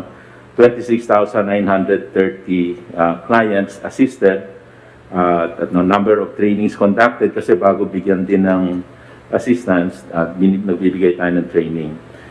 24,000 ang livelihood kits provided. At karamihan po dito, ito po yung mga nakalamidad, nasunugan, nabaha, yung mga bagyo. At ito po yung pinupuntahan na nationwide. Dati ho walang pondo si DTI dito, pero tinulungan tayo ni Senator Bongo na at least makapag-allocate ng pondo para makatulong sa mga nasalanta ng sakuna. May pahabol pala ako. I remember, Mr. President, the other night we were discussing the need to have a different approach dito sa ating pag-solve sa COVID, hindi lang lockdown. We proposed twice IATF na at least i-allow na yung mga vaccinated. I think some senators, congressmen also said, palabasin na natin yung mga vaccinated, lalo na dun sa mga areas na bawal sa ngayon. Ngayon, kunwari, under MECQ, bawal yung mga restaurant na dine-in, bawal yung mga personal care services like salon, barbershops. These are labor-intensive. Itong sector na ito, mga 2 million ang employed sa restaurant, mga dine-in, ang mga salon, mga 400,000. So, nationwide. If you look into NCR lang po, even if you divide it, malaki pa rin, 1.2 million employed. So, these sectors have been closed since August 6. Nung nag-ECQ, and after that, nag-MECQ tayo, pero ginawang sarado pa rin siya. And fine, kasi mataas yung kaso nga noon. Unfortunately, tumagan, more than 1 month na. So sabi nga nung mga nagtatrabaho dyan, hindi nga kami mamatay ng COVID, mamatay kami ng gutom, ng hunger. So, ang iniisip po natin, safe reopening, especially during itong MECQ, yung middle ground is para safe, we allow only the vaccinated. Safe sila dito sa mga restricted sectors na to. And we can say na vaccinated na below 65 years old.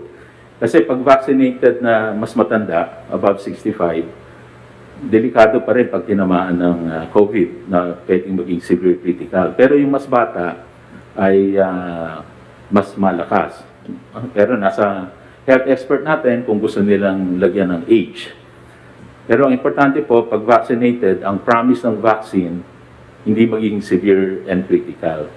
So ito po nakikita nating middle ground as a solution na habang sarado yung sector, at least we allow the vaccinated na pumasok dun sa sector na yun because the principle is hindi sila maging severe at critical kung tumaan sila. At dahil kung effective naman yung mga vaccine na ina-apply natin. And we can pilot test this in NCR kasi sa NCR over 50% na ang vaccinated. So I think at we believe na dahil vaccinated, hindi maging severe and critical, hindi magiging hindi ma-overwhelm yung ating mga ospital. So yun po yung isang nililinis na guideline. Kaya hindi pa ho natin na-finalize yung guideline. But I think it's about time we change our protocol pagdating po dito sa at least allowing the vaccinated. And we've talked to some secretaries, mga kasama natin, and open naman po sila dito sa i-pilot test ito. Thank you, Mr. President. Secretary Galvez.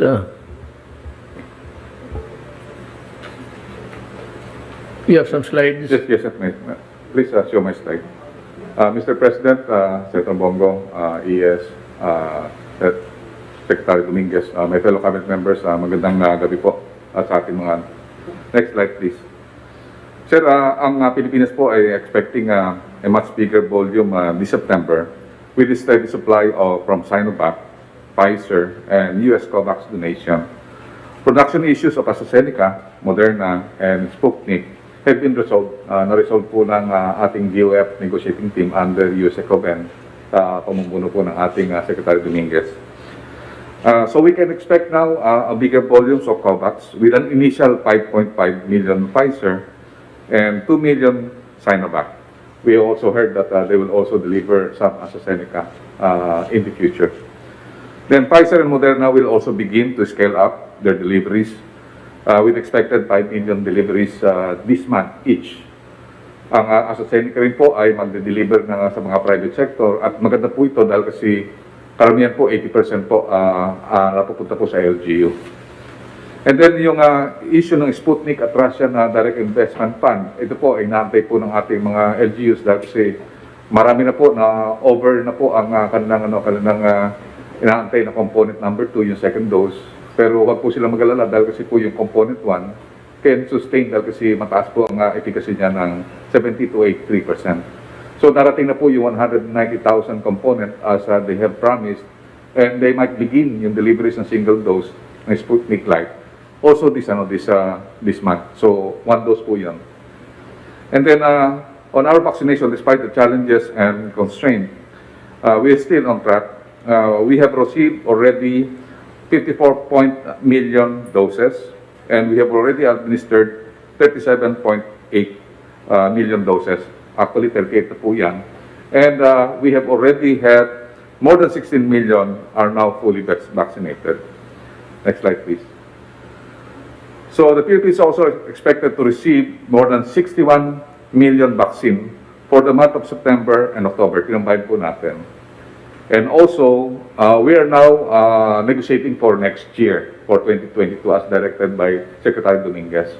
Because we are now negotiating with 4 manufacturers with introduction of reformulated booster. Yung reformulated booster po, tinuik po nila para po makuha yung variant. So parang ito po yung mga next generation na booster. Pero isa lang po ang gagawin na para ma-extend po yung ating efficacy. And then also yung full authorization ng Pfizer and maybe other brands in the future will change our procurement strategies kasi yung mga ating mga LGU at saka mga private sector pwede na pong dumiretso. Wala na po tayong magiging MPA. And then number 6, we are recalibrating our focus and expand strategy, giving more allocation now to Region 4A. So sa Region 4A na po tayo mauna, then Region 3, Region 7, Region 6, Region 10, Region 11, and other search area as directed by the President. Then, marami pong mga epidemiologists sa US and other countries, sinasabi nila na vaccine alone cannot stop Delta. And we need to increase prevention strategy, the effective masking, the ventilation, and massive vaccination. Mr. President, inano po na namin talaga na dapat yung people's participation kasi talagang kung hindi po susunod yung mga tao sa atin, kahit paano gagawin po natin, talagang mahirapan po tayo. So we encourage po, Mr. President, with your influence with the massa, na talagang po natin, encourage po natin talaga na they have to really protect themselves and their family. Then next slide, last slide. So ito po yung darating na mga bakuna sa atin po ngayong September. So Sinovac po, nag-commit na po tayo, may kontrata na po tayo, at ito po ay inassume na po na darating yung 12 million. And then yung Pfizer, ito po yung ating procured na 40 million. Ito po yung kanilang last delivery for the last of the quarter. At sa darating po mga buwan, 10 million each na po ang bibigay po nila. And then Moderna, nagkaroon po tayo ng negotiation and also the follow-up of DFA, at saka po ni Secretary Lorenzana at saka ni Ambassador Babes Romualdez, tatasan po ng from 3 to 5 million. And then as a Seneca, meron na po tayo na-receive kanina na 500,000 at may darating pa po na 600,000 coming September 13. And then Sputnik, at yung po Sputnik, nagkako po sila na magbibigay po ng 1 million. And another donation, most likely sa Japan, another AstraZeneca 1 million. And sa COVAX, they assured us to have at least 8 to 10 million this September. So October po, 10 million sa Sinovac, 10 million sa Pfizer, another 3 million or 5 million sa Moderna, and then AstraZeneca, another 1 million, sa Sputnik, another 1 million, and then another donation from another country, and 3 to 5 million to 3 to 5 millions na sa COVAX. A total of 61 million, Mr. President. At yun po, pagka nakita po natin na yung 61 million po na yun, pwede na po ito siguro kung dumating yung 61 million, pwede na po tayong magkaroon ng tinatawag na expecting na general population na po tayo this coming October. And in-announce na po namin para malaman po ng mga probinsya na yung A1 to 5 ay open na po effective September 6. So yung mga nasa mga barrio at saka mga nasa probinsya, outside of NCR, even though they don't have the surge, ay pwede na po magbakuna ng A1 to 5 po, Mr. President. That's all, Mr. President. Maraming salamat. Secretary Anyo, are you ready? Magandang gabi po, Mr. President. Wala naman po kung maiulat na sapagkat kabibigay ko lamang po the other day, except yung sa NCR po ay nasa 98.39% na yung pagbibigay natin ng ayuda. So that means po ay out of the 11.256 billion, 11.075 billion po ang naipamigay na nating ayuda at ang tumanggap ay 11 million sa ating mga kababayan. So yan lang naman po muna ang maibibigay ko sapagkat yung iba po ay na-report ko the other day, Mr. President. Thank you po. Before we go to the other panelists, I would like to ask if there is a representative of Boy de la Peña, Secretary.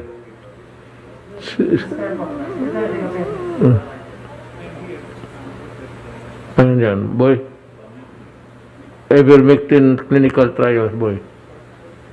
Po. Go. Well, I just would like to make a few general statements, Mr. President. First of all, tama po kayo, maraming trials na ginagawa sa iba't ibang lugar pero wala pang conclusive results na magsasabi na ganito o ganoon, ano. At iba-iba po kasi ang mga protocols na ginamit nila doon sa mga trials sa iba't ibang bansa. Kaya yung pong Philippine ivermectin trials ay justified naman dahil varying yung mga results in different countries. Pangatlo po, yung Philippine trials natin ay internationally peer-reviewed at aligned po sa International Clinical Trial Consortium for Ivermectin. So, meron po tayong confidence about the methodology that we are using. Yung clinical trials po, nung una naming binalita ito, ang estimate namin ay 8 months to do, which is actually relatively shorter na yon compared to our other clinical trials. Ito po ay dahil magkakaroon ng simultaneous recruitment at saka short duration lang yung treatment. Kaya lang po talagang naging official start namin August pa, middle of August. Kaya kung 8 months ang bibilangin, aabot pa ho yun ng Abril. Pero ang report naman po ng mga gumagawa ng clinical trials, kung simultaneous ang recruitment at dahil maigsi lang yung duration ng treatment, ay baka po within 6 months matapos. By December, makakaroon na tayo ng analysis. Ang susunod po itong yung pong sinabing, nasaan ba yun? Yung pong mga international bodies like WHO, yung National Institutes of Health sa Amerika, yung kanilang Center for Disease Control, ay wala po sa kanila na nag-endorse ng ivermectin, maliban lang po sa paggamit nito sa clinical trials. At tama po kayo, Ginoong Pangulo, na ang mga doktor naman po ay base sa kanilang professional judgment can prescribe ivermectin, although dito po sa atin sa Pilipinas ang approved indication ay para doon sa treatment ng yun pong mga parasitic infections at yung tinatawag na river blindness. Pero ano naman po, for human use naman po yung approval ng FDA. So, tama po kayo, it's up to the doctor kung gusto nilang i-prescribe yon, kahit na off-label indication. Ibig sabihin, hindi yun talaga yung indication dun sa approved product na nandirito. And basically yung po, Ginoong Pangulo, at siguro very quickly lang papakita ko itong present namin sa slide na while several clinical trials are already being conducted in many countries on ivermectin, a local study is still going to be useful. The methodology that we are following would be a double-blind study. Actually po, bukod dun sa control group na placebo, ibig sabihin nun wala naman laman yung capsule nilang iinumin. Yung pong dalawang grupo naman, yung isa ay bibigyan ng 400 mcg per kilogram per day, once a day for 5 days. At yung isa naman ay medyo mas malakas, 600 mcg per kilogram per day, once a day for 5 days. Yung pong per kilogram na yon ay base sa timbang. At ang plano pong participants ay 1,464 na magkakombinasyon na doon yung asymptomatic at symptomatic patients. Pero hindi kasama, wala naman po yung, hindi with non-severe COVID-19. At na-identify na rin po yung mga study sites dito. Actually, yung mga quarantine centers po, 4 yung binanggit dito sa Ateneo, sa Lasal, sa UP, at meron pang isang quarantine center na binanggit. Next slide, please.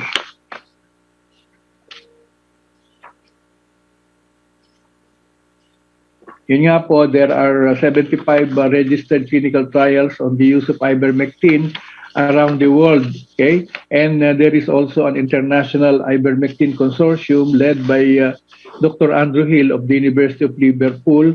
And here, the Philippine Ivermectin Clinical Trials Project team has become part of this international consortium. And so this consortium is conducting a combined analysis of all the randomized trials of ivermectin worldwide. So the international team, pagka po pinagsama-sama yan, ay magkakaroon ng around 32,734 participants. Based on the latest data, there is still insufficient evidence on the ivermectin in COVID-19 treatment, thus the need for further clinical trials. And the gathered data is still inconclusive, given the high risk of bias. And the international team also reported that some trials are completed but not reported, which leads to distorted results in the meta-analysis. Next slide, please. Ito po yung mga lugar na meron tayong mga isinasagawang clinical trials. Siguro po banggitin ko lang na ang pinakamaraming trials na 10 bansa ay ang Iran, 15 clinical trials ang ginagawa nila, ang India, 11 trials, Egypt, 11 trials, Bangladesh, 6 trials, Brazil, 5, US, 4, Spain, 4 din, Colombia, 4, Argentina, 3, Pakistan, 3. Yung iba po ay 2 lang o isang trial. Tayo ay kasama dun sa isang trial lang, katulad din ng Malaysia at Thailand. Next slide, please. Now, ano po ang ating update? Yung project team natin is doing a revision of protocol to consider the latest developments on the trials done internationally. So, imbes na September 15 ho, nakalagay dito, actually October 15 na yung estimate nila na talagang simula ng participants recruitment. The IBM capsule that will be used is now being compounded at the UP Manila College of Pharmacy. Kasi po kailangang maging magkamukha yung ivermectin na yung capsule na may ivermectin at saka yung placebo na walang ivermectin at saka yan ay para masiguro natin na tama nga yung composition. At yung iba pa pong ginagawa nila ngayon in preparation, yung clinical trial management system ay ina-establish nila, tapos yung project team ay nag-coordinate na sa mga LGUs at narito nga po yung mga identified centers: Ateneo Quarantine Facility, Lasal Quarantine Facility, UP Diliman Quarantine Facility, at ang Makati Science High School Quarantine Facility. Next slide, please. Okay, so nung pong budget hearing sa House of Representatives noong September 1 ay tinanong kami at inireport din namin ito na yun nga ang reasonable estimate ng simula talaga ng trials ay October 15. And hanggang ngayon ay meron pang review na ginagawa yung ethics board. So hinihintay pa natin ang approval niyan, pati yun sa technical panel. I think Dr. Montoya last time mentioned that the study sites are already identified and yung pong pondo ay nailipat na sa UP Manila. At yung study po na ito, como ang nag-request ay ang Department of Health, ay sila din po ang magdedesisyon kung ano ang action na gagawin pag lumabas na yung mga resulta ng study. So yun lamang po, Ginoong Pangulo, at ang masasabi ko kahit na-delay yung pagsisimula ay mapapaigsi naman yung duration dahil dun sa simultaneous recruitment at saka dun sa mas maigsing duration ng treatment. So ito lamang po, Ginoong Pangulo. Siguro po sa susunod ay magre-report kami tungkol sa iba namang mga ginagawa at nagawa na ng DOST tungkol sa COVID-19. Marami po salamat. Thank you, Secretary De Peña. Who else would want to Attorney Benabalo? Penor. Magandang gabi po, mahal na Pangulo, kay Senator Bongo at sa lahat po ng mga senador. Iiklihan ko lang po, Mr. President, no? Hindi na ho ako papakita ng slide. Sa Metro Manila po ngayon ay maski na tumataas. Ito po, sige, ito na yung slide. There are 36,978 active cases as of now, Mr. President. At next please. At sa ngayon po ay talagang ina-isolate po namin yung talagang mga may sakit, no? Kung kaya't makikita po ninyo sa mga munisipyo, sa cities, halos 68% po ang mga isolation facilities, no? Yung iba po ay nasa hotel, ang mga hotel po halos papuno na, 92%. At ito po sa national na pinapatakbo, yung temporary treatment ay 71%. But ito po ay very fluid, nawawala after 2 weeks tapos nagkakaroon naman. Ang pagtitrace po namin ngayon ng bawat nakakasakit ay 1:11 na ang natitrace po. Next please. Ito po ang granular lockdown sa nasa Metro Manila ngayon. Higit kumulang 7,300 at siyam ang mga pamilyang pong talagang naapektado na talagang naka-lockdown po ngayon sila. Nakahiwalay po talaga sila. Sila ay pinapakain ng LGU. At nagpapasalamat po kami sa national government, sa NEDA, dahil makikishare daw sila sa pagpapakain. So 1 week po ang LGU and then 1 week po ang national government. So ayan po, broken down na po yan, no? Sa kalye, sa streets, pero overall po it's 7,309 families ngayon po sa Metro Manila. Next please. Kung titignan po natin, ito na po yung bakunado, no? So sa ngayon po, halos 57% na ang nababakunahan ng 2 dose sa Metro Manila. But in 1 month, Mr. President, dahil yung pong first dose, magkakaroon ng second dose, ang tansya namin na magkaka-second dose ay higit kumulang 78% or 77.97%. Ito po yung mga nagpabakuna ng Gamaleya, Pfizer, Sinovac, Moderna, Sinopharm at Janssen. At of course, yung naman po mga naiwan na Astra, which is 3 months, siguro ho, by December 9, ay 87.5% na, no, ng total population ay nabakunahan na. Next please. At hindi lang po yun, ito po yung mga nagbabakuna na, maski na hindi na sa kanila. Next please. So mga binabakunahan ng mga LGUs po na ito ay higit kumulang 35,000 na. Next. Okay. Pila ka panghuli po, ito po yung resolusyon na sinasabi po kanina ni Secretary Mon Lopez.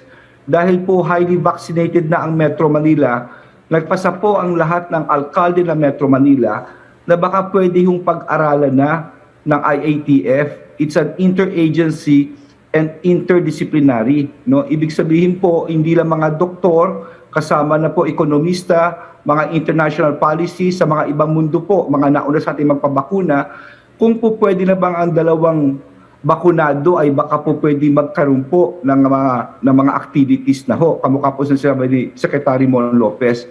Pero tama kayo, Mr. Mahal na Pangulo, mahirap talagang balansehin ito dahil of course buhay ang pinag-uusapan po dito. Kaya mas minamabuti po namin sana igawa ng pag-aaral kaagad ito nang sa ganun ay maski maging pilot po ang Metro Manila. So we thought it prudent na ito'y idaan sa tamang proseso, tamang pag-aaral at sa tamang institusyon which is the IATF. Yun lang po, Mr. President. Maraming salamat po. Thank you, Chairman Abalos. Carlo, you have something to report? Yes, Mr. President, maayong gabi kanimo and kay Senator Bongo at sa mga kasamahan sa kabinete, PS Medialdea. I-report ko po, Mr. President, at sa ibang mga talk to the people after this, yung mga accomplishments ng mga tanggapan o ahensya na under sa Office of the President.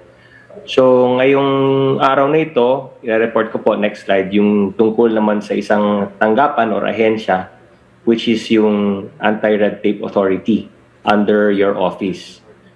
Isang napakagandang programa na ng ARTA ay yung National Effort for Harmonization of Efficient Measures of Interrelated Agencies or NEHMAYA.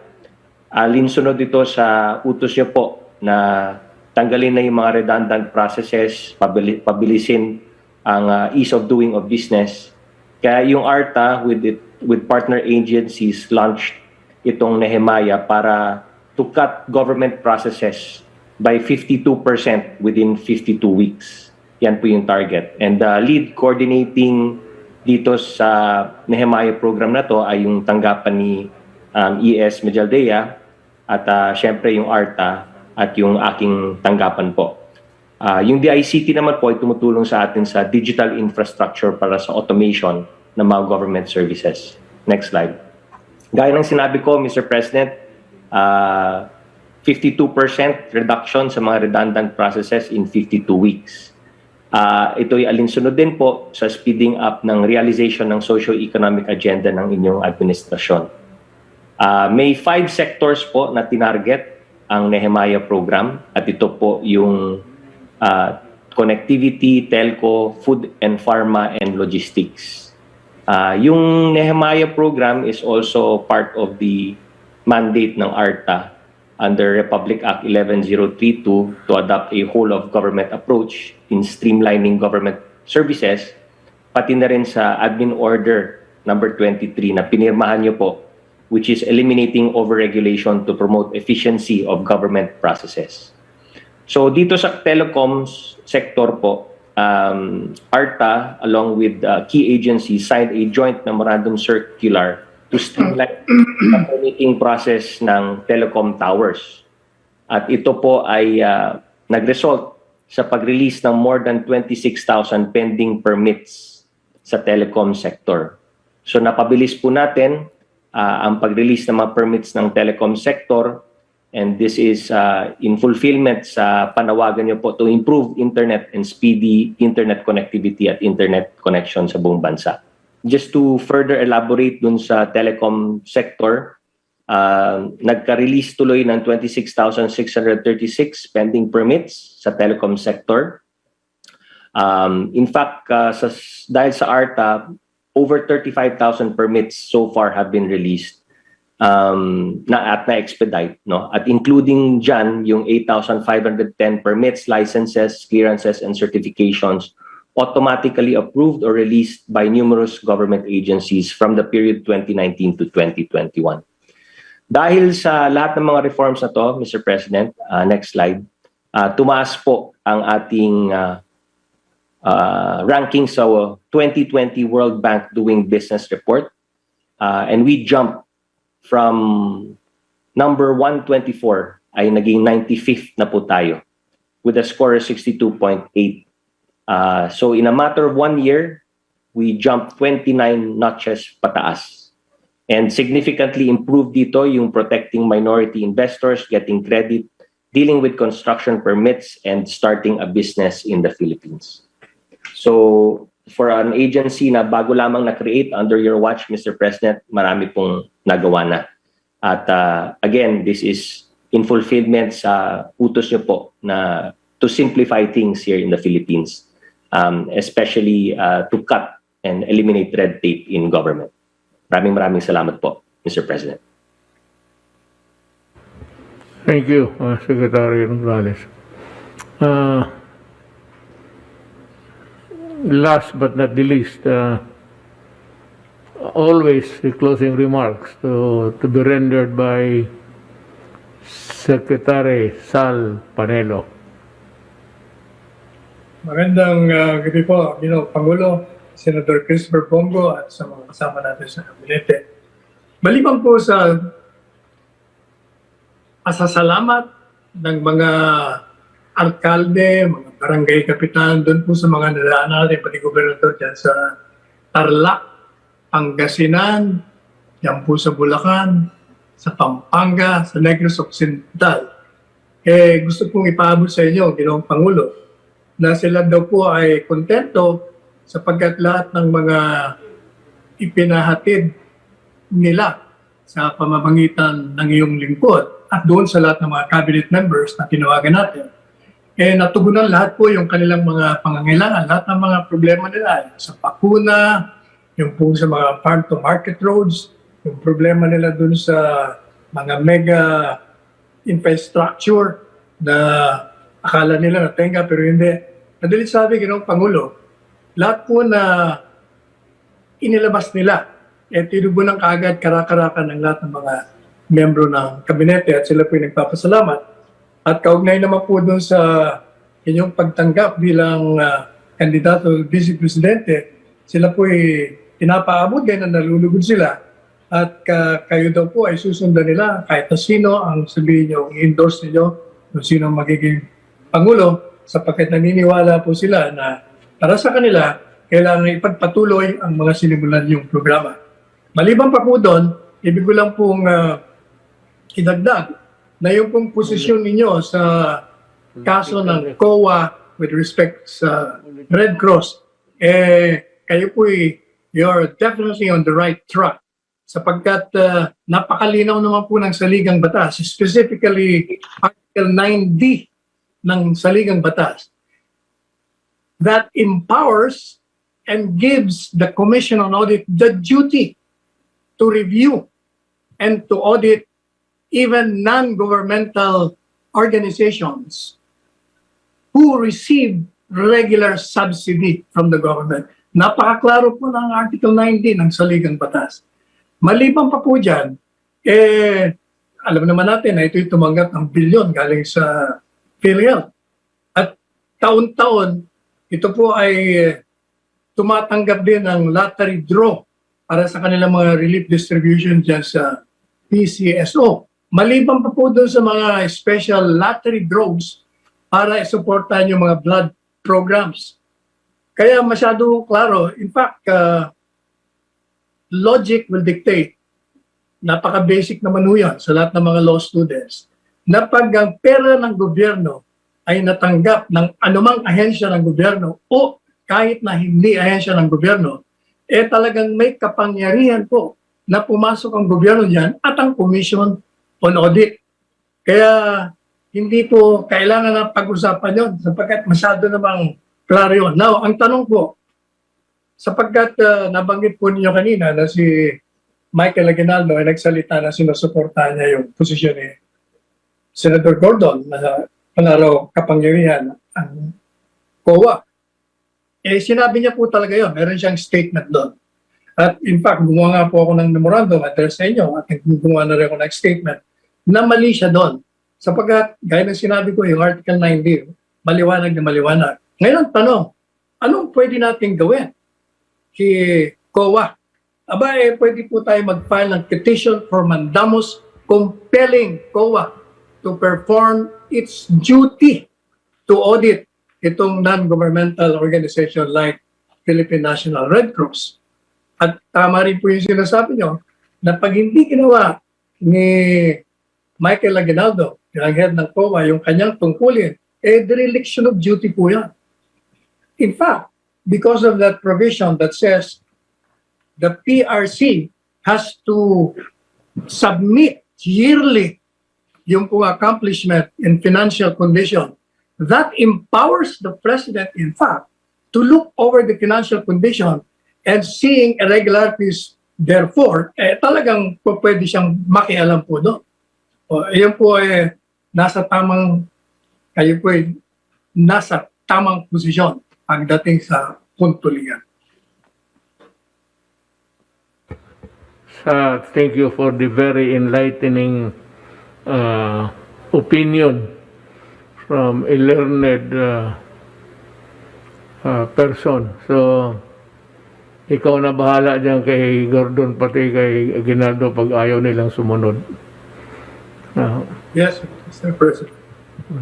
So, I think everybody has, is there anybody who would like to say something? Wala na. Mr. President, Yes. aside from, of course, the Constitution is very, very clear. You have the auditing code itself, which is PD 1445. The provision is very, very specific. Any transaction involving public interest and public funds has to be traced and audited, whether it is public or private. Yes. That's reflected in the audit code, which I hope has not been repealed at all. This is PD 1445. Thank you. With the constitutional mandate, actually, I'm sure Aguinaldo and Gordon should know where they are now. So, I hope you'd stop invoking that phrase about being independent. On that note, I would like to say thank you everybody for taking time to be with us and to explain to the people what we are doing for them, and more importantly, gaya nung kay Secretary Anyo, na alam nila yung pera kung saan pumupunta at saan magkano ang nagastos ngayon. So with that, I say maraming salamat sa inyong pagtangkilig ba yan? In Tagalog. And maraming salamat at magandang gabi po sa inyong lahat.